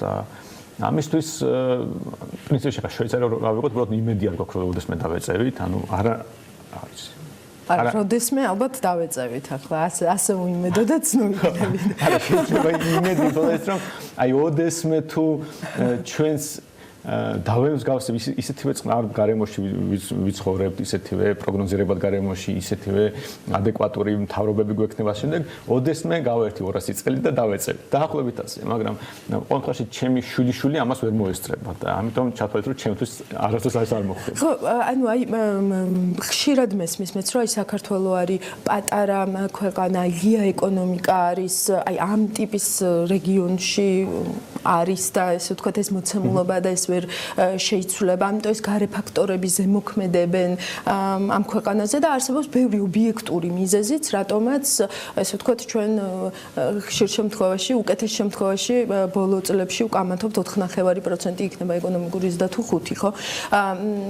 ხო და ამ დროს, როდესაც ეს არგუმენტები მესმის მე როგორც გადასახადის გადამხდელს მიჩნდება კითხვა, რომ აბა მაშინ რატომ დავიქირავე მთავრობა, ხო? ანუ რაში მჭირდება სახელმწიფო, ხო? აი რამდენად არის ეს არგუმენტი და ობიექტური მიზეზები თქვენც თქვით, ხო? ანუ შვეიცარიის შემთხვევაშიც თუ კი ისეთ სტაბილურ გარემოში ვიცხოვრებთ და ასე შემდეგ, ხო? ანუ აი რა უნდა გაკეთდეს ნაბიჯ და რამდენად არის არგუმენტები ის რომ გარე ფაქტორები არსებობს, რომელსაც ყოველთვის ბუნებრივია საქართველოს ხელისუფლება ვერ მართავს და ეხლა ეს ფაქტია. კი, არა, ჩემი ფაქტორები სუბიექტურია, იმიტომ რომ ყველაფერი ადამიანზე დადის.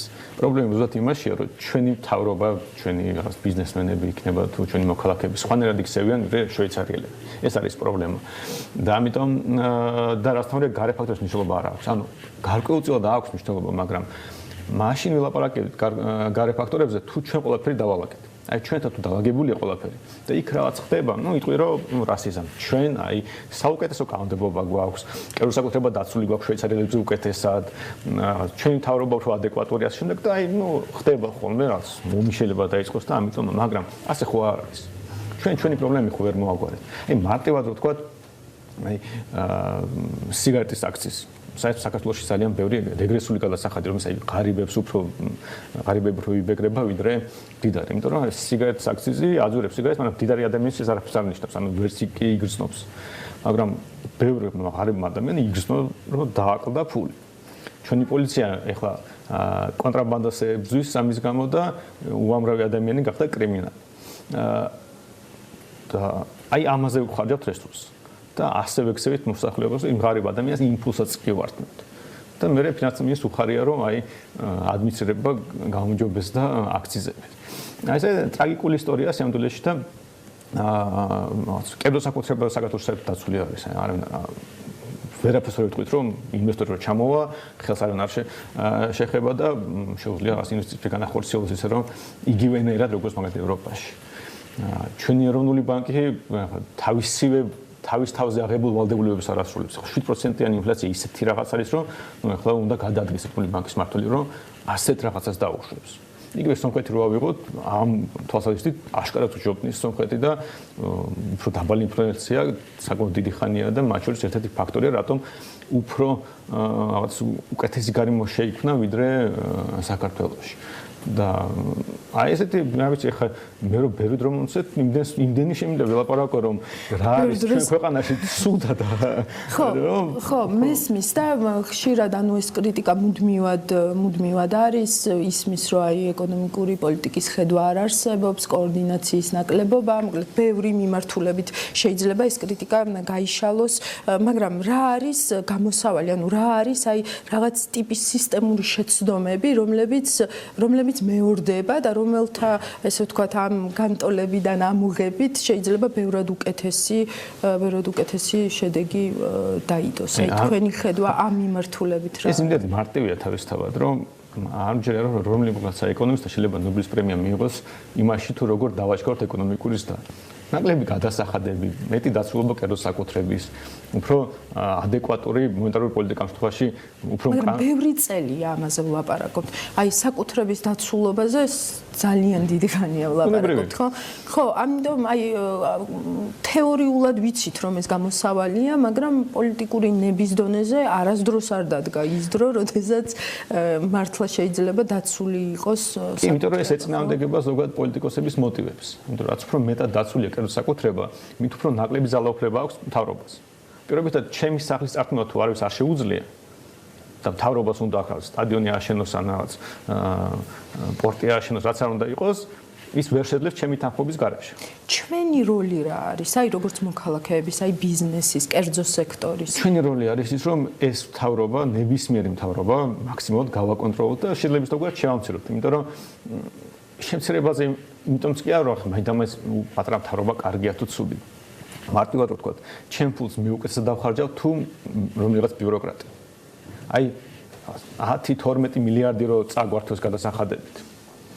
და მე ხარჯავენ აი ვინ უკეთესად დახარჯავს მე უკეთესად დახარჯავ თუ მთავრობა დახარჯავს და ზოგადად ნაკლები პრეტენზია გვექნება მთავრობის მიმართ პოლიტიკის მიმართ თუ ის მთავრობა უფრო პატარა იქნება ბოლოს და ბოლოს ვიტყვით რომ ჩვენი ბრალია იმიტომ რომ ჩვენ ასე ვიქცევით და ეხლა რომ ბევრ ფულს აგვართმევენ და მე დახარჯავენ რაღაც პროექტებზე და არაფერი გამოვა და დაბალი ეკონომიკური ზრდა გვექნებოდა ისევ ღარიბები დარჩებით ვეუბნებით მთავრობაა ცუდი რაც მართლა ასე იმიტომ რომ მთავრობა მართლა ცუდად იქცევა მაგრამ თუ მთავრობა პატარა იქნება ნაკლები პრობლემა გვექნება ამიტომ ჩვენი მოქალაქეების თავარი ფუნქცია ეს მთავრობა ვაკონტროლოთ არ აღვიქვათ მთავრობა როგორც გამოსავალი ეს არის ჩვენი პრობლემა სამდვილეში და ყოველთვის იქნება პრობლემა მიუხედავად რაც პოლიტიკური რაც ფაქტორებისა და სანამ არ გვექნება ეს აღქმა რომ მთავრობა უნდა მაქსიმალურად გავაკონტროლოთ და შევამციროთ და ეს არის ჩვენი მოვალეობა და არა უბრალოდ რაც კაპრიზი რომ აი ხო არ გამოვიდა თავის მიტინგზე თუ არჩევნებზე ხმამიცეთ არა ჩვენი პირდაპირ მოვალეობა თუ ჩვენს უნდა ჩვენ მომავალს აი ეს როცა ხალხი გაიგებს მაშინ ნუ დააგდება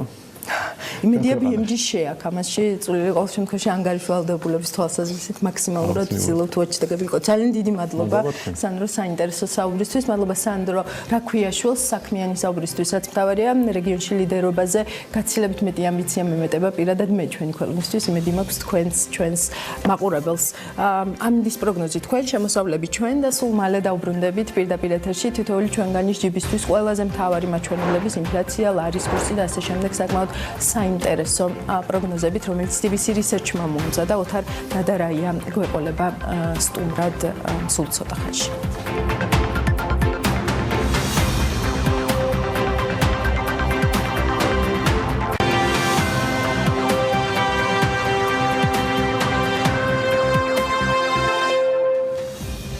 დაბრუნდით პირდაპირ ეთერში დილა მშვიდობისა ყველას კიდევ ერთხელ უყურებთ საქმიანი დილის ანალიტიკას მე ამ რუბრიკის ავტორი ელენე კვანჭილაშვილი ვარ ჩვენთვის არჩევნულ დროს ძალიან საინტერესო კვლევა მინდა გაგაცნოთ რომელიც TBC Research-ს ეკუთვნის და სადაც ნამდვილად საინტერესო მიგნებები ამოვიკითხე მე მოკლედ გეტყვით ჩემს აქცენტებს და შემდეგ უკვე სტუმარსაც მოусმენთ სულ ცოტა ხანში ოთარ ნადარაია შემოგვიერთდება პირდაპირ ეთერში მანამდე მოკლედ კვლევის რამდენიმე მიგნება თემებზე და მაჩვენებლებზე რომლებსაც გულისფანცქალით ვუყურებთ და ვაკვირდებით რადგან პირდაპირ ჩვენს ჯიბეზე აისახება ინფლაცია ფასების და TBC Research-ის პროგნოზით 3-ზე ანუ 3%-იან მაჩვენებელს 2020 წლის მეორე ნახევრიდან უნდა დაუბრუნდეს ინფლაციის მაჩვენებელი ლარის კურსი TBC Research-ის პროგნოზი ასეთ რამეს გვეუბნება გამომდინარე იქიდან რომ საქართველოს სავაჭრო პარტნიორი ქვეყნების ვალუტები ამერიკული დოლარის მიმართ სტაბილურობას აჩვენებს ველით რომ ლარის კურსი დაახლოებით 2.75-იან ნიშნულზე იქნება მონეტარული პოლიტიკის განაკვეთი რომელიც განსაკუთრებით ლარში მსესხებლებისთვის არის მნიშვნელოვანი TBC რისერჩი ვარაუდობს, რომ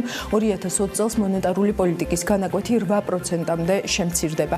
ეკონომიკური ზრდა 2020 წლისთვის TBC რისერჩი 5%-იან ზრდას ელოდება. კიდევ ორი მიგნება, რაც ასევე საინტერესოდ მომეჩვენა, ერთი ეს არის უფრო ეროვნული ბანკის მხარეს და TBC რისერჩი ვარაუდობს, რომ 2020 წელი აქტიური იქნება ინტერვენციების კუთხით, თუ კი ლარი გამყარებისკენ წავა, ხოლო ინფლაციის დონე შემცირდება, მოსალოდნელია, რომ ეროვნულმა ბანკმა სავალუტო ბაზარზე შესყიდვები განახორციელოს, რათა რეზერვების მოცულობა გაზარდოს. ეს წერია მიმოხილვაში და მეორე ეს არის უკვე უფრო მთავრობის მხარეს, TBC რისერჩი ვარაუდობს, რომ 2020 წელს 2019 წელთან შედარებით წამყვანი აღარ უნდა იყოს თქვათ იგივე ინფრასტრუქტურული პროექტები და ეკონომიკის ფისკალური სტიმულირება, ხოლო ბიუჯეტით გათვალისწინებული შედარებით შემცირებული ხარჯვა ამ მიმართულებით უნდა დააბალანსოს ტურისტულმა ნაკადებმა. აქ ძირითადად TBC რისერჩი ელოდება თურქეთიდან და ასევე ვარაუდობს, რომ პირდაპირ უცხოურ ინვესტიციებშიც აღარ იქნება ვარდნა. ეს ბოლო განსაკუთრებით საინტერესო მიგნება, თუ გავითვალისწინებთ, რომ 2020 წელი საარჩევნო წელია და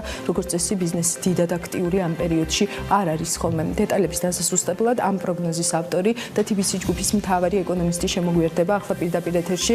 ოთარ ნადარაია, მოგესალმებით. ოთარ, დიდი მადლობა თქვენი დროისთვის. FDI-ის ნაწილით დავიწყოთ, იმიტომ რომ მართლაც 2020 წელზე ვსაუბრობთ, უკვე ვხედავთ როგორი დაძაბული პოლიტიკური ფონი იქნება და ბიზნესი განსაკუთრებით გრძელვადიანი, როგორც კაპიტალტევადი ინვესტიციებისთვის მუდმივად ამბობს, რომ სტაბილურობა, საკუთრების და უფლების დაცულობა და გარკვეული განჭურატადობა რეგულირების თვალსაზრისით არის სამი მთავარი ფაქტორი, რაც მას უბიძგებს, რომ ინვესტიციები ჩადოს. რას ეფუძნება თქვენი გათვლა და თქვენი პროგნოზი დღეს FDI-ის მიმართულებით? დიდი მადლობა მოწვევისთვის.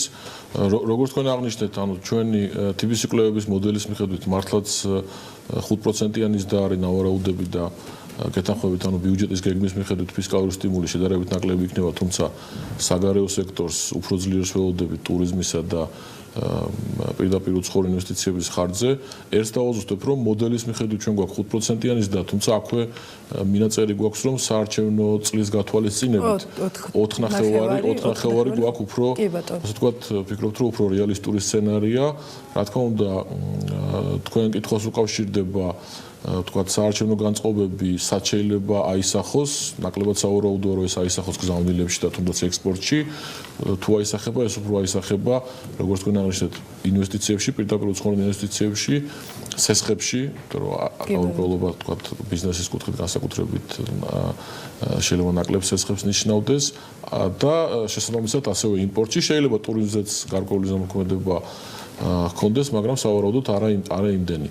ამის გათვალისწინებით, ანუ იგივე 5%-იანი ზრდის შემთხვევაში ჩვენ გვაქვს დაახლოებით 5-6% ზრდა პირდაპირ უცხოური ინვესტიციების 2020 წელს, რაც ძალიან მაღალი მაჩვენებელი არ არის რეალურად, ანუ 2 წლიანი კლების შემდეგ. თუმცა აქვე უნდა აღინიშნოს, რომ საერთაშორისო შედარებებით ჩვენ მაინც ძალიან ბევრ ქვეყანას ვასწრებთ, აქ საერთაშორისო შედარებებიც არის ჩვენ პუბლიკაციებში, თუმცა რა თქმა უნდა ისეთი მაღალი დონე პირდაპირ უცხოურ ინვესტიციებს როგორც იყო მსხვილი პროექტების გამო ჩვენ ამ უახლოეს მომავალში ჩვენ ამ დონეს არ ველოდებით. ამ მაჩვენებელში თქვენ ითვალისწინებთ დაუშვათ იგივე მსხვილ პროექტებს, მაგალითად ანაკლის? არა, აქ არის საუბარი იგივე ანაკლის და სხვა მსხვილი, ასე ვთქვათ, მეგაპროექტების გარეშე. დაუშვათ ნესკრა. არც ანაკლი, არც ნესკრა აქ არ არის გათვალისწინებული. დაახლოებით რეინვესტირების ჩათვლით შეიძლება 150-200 მილიონ დოლარზე იყოს საუბარი კვარტალში, რაც ვფიქრობთ, რომ მიღწევადი მაჩვენებელია. ანაკლია რადგან ვახსენეთ, აქ უბრალოდ იმას კითხავთ, რომ აი თუნდაც ვნახე მე ბიზნესის განწყობები აისეტის კვლევაც გაქვთ გამოგონებული, ხო? აი ამ ბიზნესის განწყობების თვალსაზრისით რა როლი შეიძლება ითამაშოს თუნდაც იმ ფაქტმა, რომ გუშინ დაუშვათ კონტრაქტორ კომპანიასთან შეწყდა ხელშეკრულება ოფიციალურად, მთავრობა შეწყვიტა ეს ხელშეკრულება და პრაქტიკულად ეს გულწრფელად რომ ვთქვათ, პირველი ყველაზე ფართომასშტაბური PPP პროექტი რაც უნდა ყოფილიყო, ამ ეტაპზე ეს პროექტი არის ჩავარდნილი. აი ამ ტიპის განწყობების ნაწილსაც თუ ითვალისწინებთ, აი ამ პროგნოზებში. კი ბატონო, განწყობებსაც შეხება პირველ რიგში ვიტყვი, რომ ალბათ ერთ-ერთი ყველაზე უფრო მნიშვნელოვანი მაინც ლარი დოლარის კურსია განწყობების კუთხით და ამ ხრივ იგივე აისეტის ბიზნეს და სამომხმარებლო განწყობების ინდექსი ძალიან მჭიდროდ დაყვება. ლარი დოლარის კურსს და ვფიქრობ, რომ ლარის დოლართან სტაბილურობამ და ასე ვთქვათ, შემდეგ გამყარებამ სამხარდლო და ბიზნეს განწყობები მნიშვნელოვნად გააუმჯობესა. რა თქმა უნდა, ეს ერთადერთი ფაქტორი არ იყო, თქვათ, გარკვეული დაძაბულობა, მნიშვნელოვანი ასევე საგარეო სექტორი გაუმჯობესდა, თქვათ, იგივე ტურიზმის კუთხით, იცით რომ მნიშვნელოვანი დაგვაქვს პირველ რიგში ევროკავშირიდან და ევროკავშირმა უკვე გადაასწრო შემოსავლების კუთხით რუსეთს. ეხლა რაც შეეხება ანაკლის პროექტს, რა თქმა უნდა, მე მგონი ყველასთან ხვდება რომ ეს პროექტი მნიშვნელოვანია და ძალიან დიდი, ასე ვთქვათ, ეკონომიკური და არა მარტო ეკონომიკური დატვირთვა თუ აქვს. ყოველ შემთხვევაში განცხადების დონეზე ყველა ამას ამბობს, საკეთება როგორ მივიდეთ ამ პროექტის განხორციელებამდე. პოზიტიური, რა თქმა უნდა, გაუქმებას პოზიტიური განწყობები ვერ ექნება რეალურად ამან და ეს გარკვეულ მნიშვნელოვან ნეგატიურ როლს ასრულებს. ამ პროექტების მიუხედავად, ამ პროექტების გარეშე, ანუ ჩვენი აზრით, იმ დაშვებით, რაც გვაქვს საგარეო სექტორზე, ფისკალურზე, სესხებზე, იგივე თქვა 13%-იანი სესხების ზრდა შეიძლება ძალიან მაღალი არ არის, მაგრამ არც ძალიან დაბალია იმის გათვალისწინებით, რომ სესხების მოშებასთან ჩვენთან არ არის დაბალი ზოგადად. ანუ ამის გათვალისწინებით მაინც ვფიქრობთ, რომ 4.5% არის მიღწევოდი. რა თქმა უნდა, თუ ეს პროექტები თუ ეს ხილი პროექტები განხორციელდა, უკვე იქნება დამატებითი მაჩვენებელი, როგორც დადებითი, როგორც დის კუთხით, ასევე პირველ რიგში პირდაპირ უცხოური ინვესტიციების კუთხით, იმიტომ რომ ჩვენ ისტორიულად 10%-იანი დონე პრაქტიკულად ერთ-ერთი გამორჩეული ქვეყანა ვიყავით ამ კუთხით. ნამდვილად. რადგან ლარის კურსი თვალში მომხვდა, რომ 2.75-იანი ნიშნული, ხო? იმიტომ რომ ხშირად გვესმის ხოლმე, რომ ამის პროგნოზირება შეუძლებელია, რომ ეს არის უმადური საქმე, რომ რეალურად ეს პროგნოზები არ კეთდება და ასე შემდეგ. ამაზეც რომ გითხრათ, ანუ რა არის ის ფაქტორები, რაც დღეს თქვენ გაჩვენებთ, რომ რეალურად შესაძლებელია ამ დონეზე დაბრუნება, რაც ჩემთვის პრაქტიკულად წარმოუდგენელი იყო, რომ ვინაკეთვალებს არ დაუჯერე ეს ნიშნულობა. პირველ რიგში ეკონომიკურ ფაქტორების კუთხით რა არის მნიშვნელოვანი, რომ ანუ საგარეო სექტორი გაუმჯობესდა, როგორც მოგახსენებათ, იგივე ტურიზმის კუთხით, თქვათ, ექსპორტის კუთხით გვაქვს გაუმჯობესება და ასევე ჩვენი გათვლები, რაც არის მომავალ წელს, თქვენ სავალუტო ინტერვენციებიც ახსენეთ და ჩვენ ვფიქრობთ, რომ ამ ზრდის პირობებში უფრო მეტი შემოდინება იქნება, თქვათ, მარტივად თქვათ, ვიდრე გადინება ის ვალუტის, ანუ თანაკ იმასაც თუ არ გავითვალისწინებთ, რომ სავალუტო დაფინანსებაც გაიზრდება, იგივე თქვათ ბანკების მიერ მოზიდული საზღვარგარეთიდან თანხები, რომელიც ამზუხაროდ ლარში ხშირად ვერ ხერხდება, ან ხერხდება ისეთ ფასად, რომ მისი გაცემა შემდეგ ბიზნესზე და განსაკუთრებით იპოთეკურ სესხებზე ჭირს. ანუ ამის გათვალისწინებით ვფიქრობთ, რომ საგარეო სექტორის პროგნოზი არის პოზიტიური, ასევე როგორც მოგახსენებათ, გამკაცრებული მონეტარული პოლიტიკის შედეგად სესხები ჯამურად არ შენელდა, ანუ აჩქარდა სავალუტო სესხების ზრდა და ლარში ცოტა შენელდა, მაგრამ სავალუტო სესხების და აჩქარდა და ჯამურად აჩქარდა კიდეც სესხები, ანუ არათუ შენელება მოყვა ამას და ამიტომაც ვქია ჩვენ პუბლიკაციას დიახ, ძალიან საინტერესო სათაური.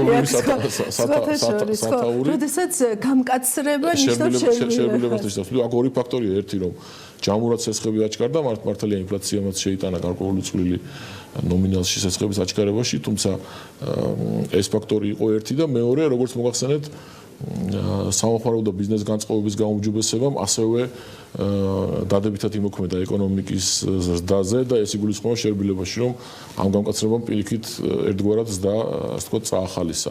რა თქმა უნდა, ფისკალურ სტიმულთან ერთად, რომელიც ძალიან ძლიერია წელს. ანუ ინფლაციის თემას რო დავუბრუნდე, ეს არის ერთი, ასე ვთქვათ, დაშვება, რასაც ჩვენ ვითვალისწინებთ. მეორე და მე ვფიქრობ დღეს უფრო მთავარი არის კურსიდან გამომდინარე რა იქნება ინფლაცია. და ჩვენი მოდელი როგორც ჩანს საკმაოდ შედარებით, ასე ვთქვათ, ზუსტად აკეთებს პროგნოზს, შედარებით, რა თქმა უნდა, ეს ამ ფაქტორზეა დამოკიდებული. ჩვენ შედარებით შიდა მოთხოვნაზე ნაკლები აქცენტი გვაქვს, ნაკლები წონა, ასევე რეფინანსირების განაკვეთზეც ნაკლები და უფრო მეტი წონა გვაქვს შედარებით კურსზე, გაცვლით კურსზე. როცა კურსს ვამბობთ, ანუ აქ რა თქმა უნდა ეფექტური კურსი იგულისხმება, ანუ შეწონილი კურსი ევრო, თურქული ლირა, რუბლი და აი როგორ ვაკეთებთ ამ პროგნოზს, ანუ ეფექტური კურსიდან გამომდინარე, რომელსაც ძალიან ძლიერი და სტაბილური გადაცემის მექანიზმი აქვს, გადაცემა აქვს ფასებზე, ასევე საბაზო ეფექტებს ვითვალისწინებთ, იმიტომ რომ ეხლა უკვე შენელდა ინფლაციის ზეწოლა, წლიურად კი მაღალია, მაგრამ თვეთვეზე თუ შევხედოთ უკვე შენელდა და ეს არის პუბლიკაციაში დეტალებში მოცემული. აქედან გამომდინარე, ეფექტური კურსიდან გამომდინარე და სხვა ფაქტორებიდან გამომდინარე, არის სასაქონლო ფასები იგივე. რთული თემა არის, ბევრი ფაქტორი მონაწილეობს, რა თქმა უნდა, და როლს ასრულებს. აქედან ვითვლით, თქვათ, რა იქნება ინფლაცია რეალურად. ახლა თქვენ როგორც ახსენეთ, თუ ეფექტური კურსი ანუ თუ დოლართან მიმართებაში თქვათ ევროც, ლირას და რუბლიც, იგივე ჩინური იუანი დაახლოებით ერთ დონეზე იქნება, მე რაც დავუთვალოთ, რომ აქედან გამომდინარე დოლარი, ლარი რა იქნება და ყოველთვის ვცდილობთ ასეთი პროგნოზი რო არის, რომ აქ ეს თანმიმდევრულობა ჩანდეს, რომ რეალურად რას ეფუძნება? დიახ, იმიტომ დოლარი, ლარიდან ინფლაციის დაჭერა რთული კი არა შეუძლებელია რეალურად, თუმცა ეფექტური კურსიდან არის შესაძლებელი. აი ამას ეფუძნება ჩვენი პროგნოზი. რა თქმა უნდა, აქ დავამატებ, რომ ინფლაცია შეიძლება გადაიხაროს ორივე მიმართულებით, თქვათ, განსაკუთრებით თუ არის იმის წმენა, რომ თქვათ, დროებით მაღალი ინფლაცია შეიძლება რაღაც გაგებით დადებით იყოს, თუმცა პირადად ჩემი აზრით ნაკლებად არ მინდა თქვა გამოურიცხავ, მაგრამ მართლა ნაკლებად სავარაუდოა, რომ 2 წელი ზედიზედ ჩვენ გქონდეს მაღალი ინფლაცია, იმიტომ რომ როგორც მოგახსენებათ, ამაზე ეროვნული ბანკიც აცხადებს, რომ წლევანდელი ინფლაცია პრობლემაა და დიდი რისკია, რომ ეს ინფლაციის მოუდინებში გადავიდეს და ამიტომაც ჩვენ გქონდა ძალიან მკვეთრი გამკაცრება და მეორე წელსაც რო ეს მოხდეს, ეს უკვე რეალურად ნიშნავს, რომ უკვე ფიქრობთ, რომ ეს ნაკლებად სავარაუდოა, ანუ საითქენ მიყავს საუბარი, რომ იგივე რა თქმა უნდა გონივრულ ფრაგმენტებში, მაგრამ იგივე საგარეო სექტორიც რო გამოვიდეს, რომ ისეთი ძლიერი არ არის, როგორც ჩვენ ეხლა გვაქვს დაგეგმილი, ჩვენ ვფიქრობთ, რომ მაინც ინფლაციაზე აიღებს, მაინც ინფლაციაზე იქნება უფრო მეტი აქცენტი. ხო, ანუ ინფლაციის მავლაზე იქნება ვიდრე თქვა სხვა მიზნებზე. რაც პრაქტიკაში იმას ნიშნავს, რომ შეიძლება რომ ხელი შეუშალოს თქვენი პროგნოზების, ესე ვთქვათ, აფერას და აქ რა ხდება, ხო, იმიტომ რომ მაგალითად იგივე ტურიზმზე აქცენტის გაკეთება, FDI-ზე აქცენტის გაკეთება, აქ სამწუხაროდ ბოლო პერიოდში მთავრობის არგუმენტები არის, რომ ბევრი რამე გარე ფაქტორზე დამოკიდებულია, ამაზე გავლენა ხელისუფლებას არ აქვს და შესაბამისად ეს მე უკვე დადებითად ვეღარ ითარგმნება საქართველოს ეკონომიკისთვის. აი, რა არის ფაქტორები, რამე შეიძლება ეს პროგნოზები ოდნავ შეცვალოს? ტურიზმის კუთხით სასახად გვაქვს პოზიტიური დინამიკა. თქვენ სწორად აღნიშნეთ, რომ არა მარტო ტურიზმის კუთხით, სხვა მიმართულებითაც თურქეთი გვეხმარება რეალურად ამ სიტუაციაში და მომავალი წლის პირველ ნახევარში დაგვეხმარება.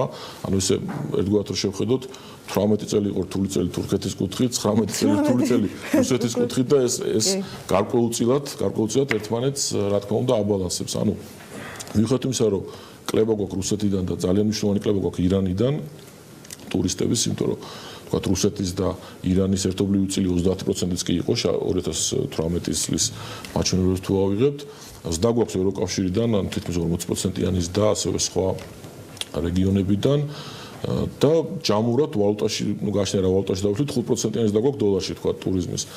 და შესაბამისად მოკლედ რო ვთქვა, ანუ როდესაც ეს საბაზო ეფექტი გავა უკვე რუსეთის და ირანის რეალურად, ხო, ანუ ეს წლიური და გაძლიერდება განსაკუთრებით პიკზე სეზონის კუთხით და მსხვილი პროექტების გარდა, ანუ ასევე ჩვენ არ გვაქვს გათვალისწინებული ფრენების აღდგენა, რაც დამატებითი სტიმული იქნება. თქვენ შეკითხვას დავუბრუნდით. არ არის ჩადებული დიახ, ანუ ეს არის ფრენების აღდგენის გარეშე. თქვენ შეკითხვას დავუბრუნდე ისევ და ისევ სუსტი საგარეო სექტორი, თქვათ, იგივე საგარეო შოკები, მაგალითად თქვა დოლარის სოფლიოში გამყარება, რაც ვფიქრობთ, რომ მართლა ნაკლებად სავარაუდოა, იმიტომ რომ ნავთობის ფასი არის მნიშვნელოვანი ახლა თუ შევხედავთ ამ მოვლენებს ახლა რა თქმა უნდა პირდაპირ ეფექტის კუთხით, ანუ ნავთობის ფასი ჩვენზე უარყოფითად მოქმედებს გაზდა, იმიტომ რომ ასე ვთქვათ, ჩვენ იმპორტიორი გვაქვს, თუმცა გაითვალისწინეთ, რომ ჩვენ ირიბად ძალიან ბევრი ნავთობი დოლარი ჩვენთან შემოდის. ანუ ისე თქვა, მაგალითად, ნავთობის ფასი თუ გაიზარდა, უკეთესი ზრდა არის აზერბაიჯანში, უკეთესი ზრდა არის რუსეთში, ყაზახეთში და ექსპორტმა შეიძლება ეს ანუ იქ ან წმინდა პოზიცია რა გვაქვს, არის მნიშვნელოვანი კითხვა, თუმცა იმიტომ რომ კიდევ გააჩნია ბიუჯეტებში რა ბუფერები უდევთ და რა ასე თქვა თანხაზე არის და მადლობა. მადლობა.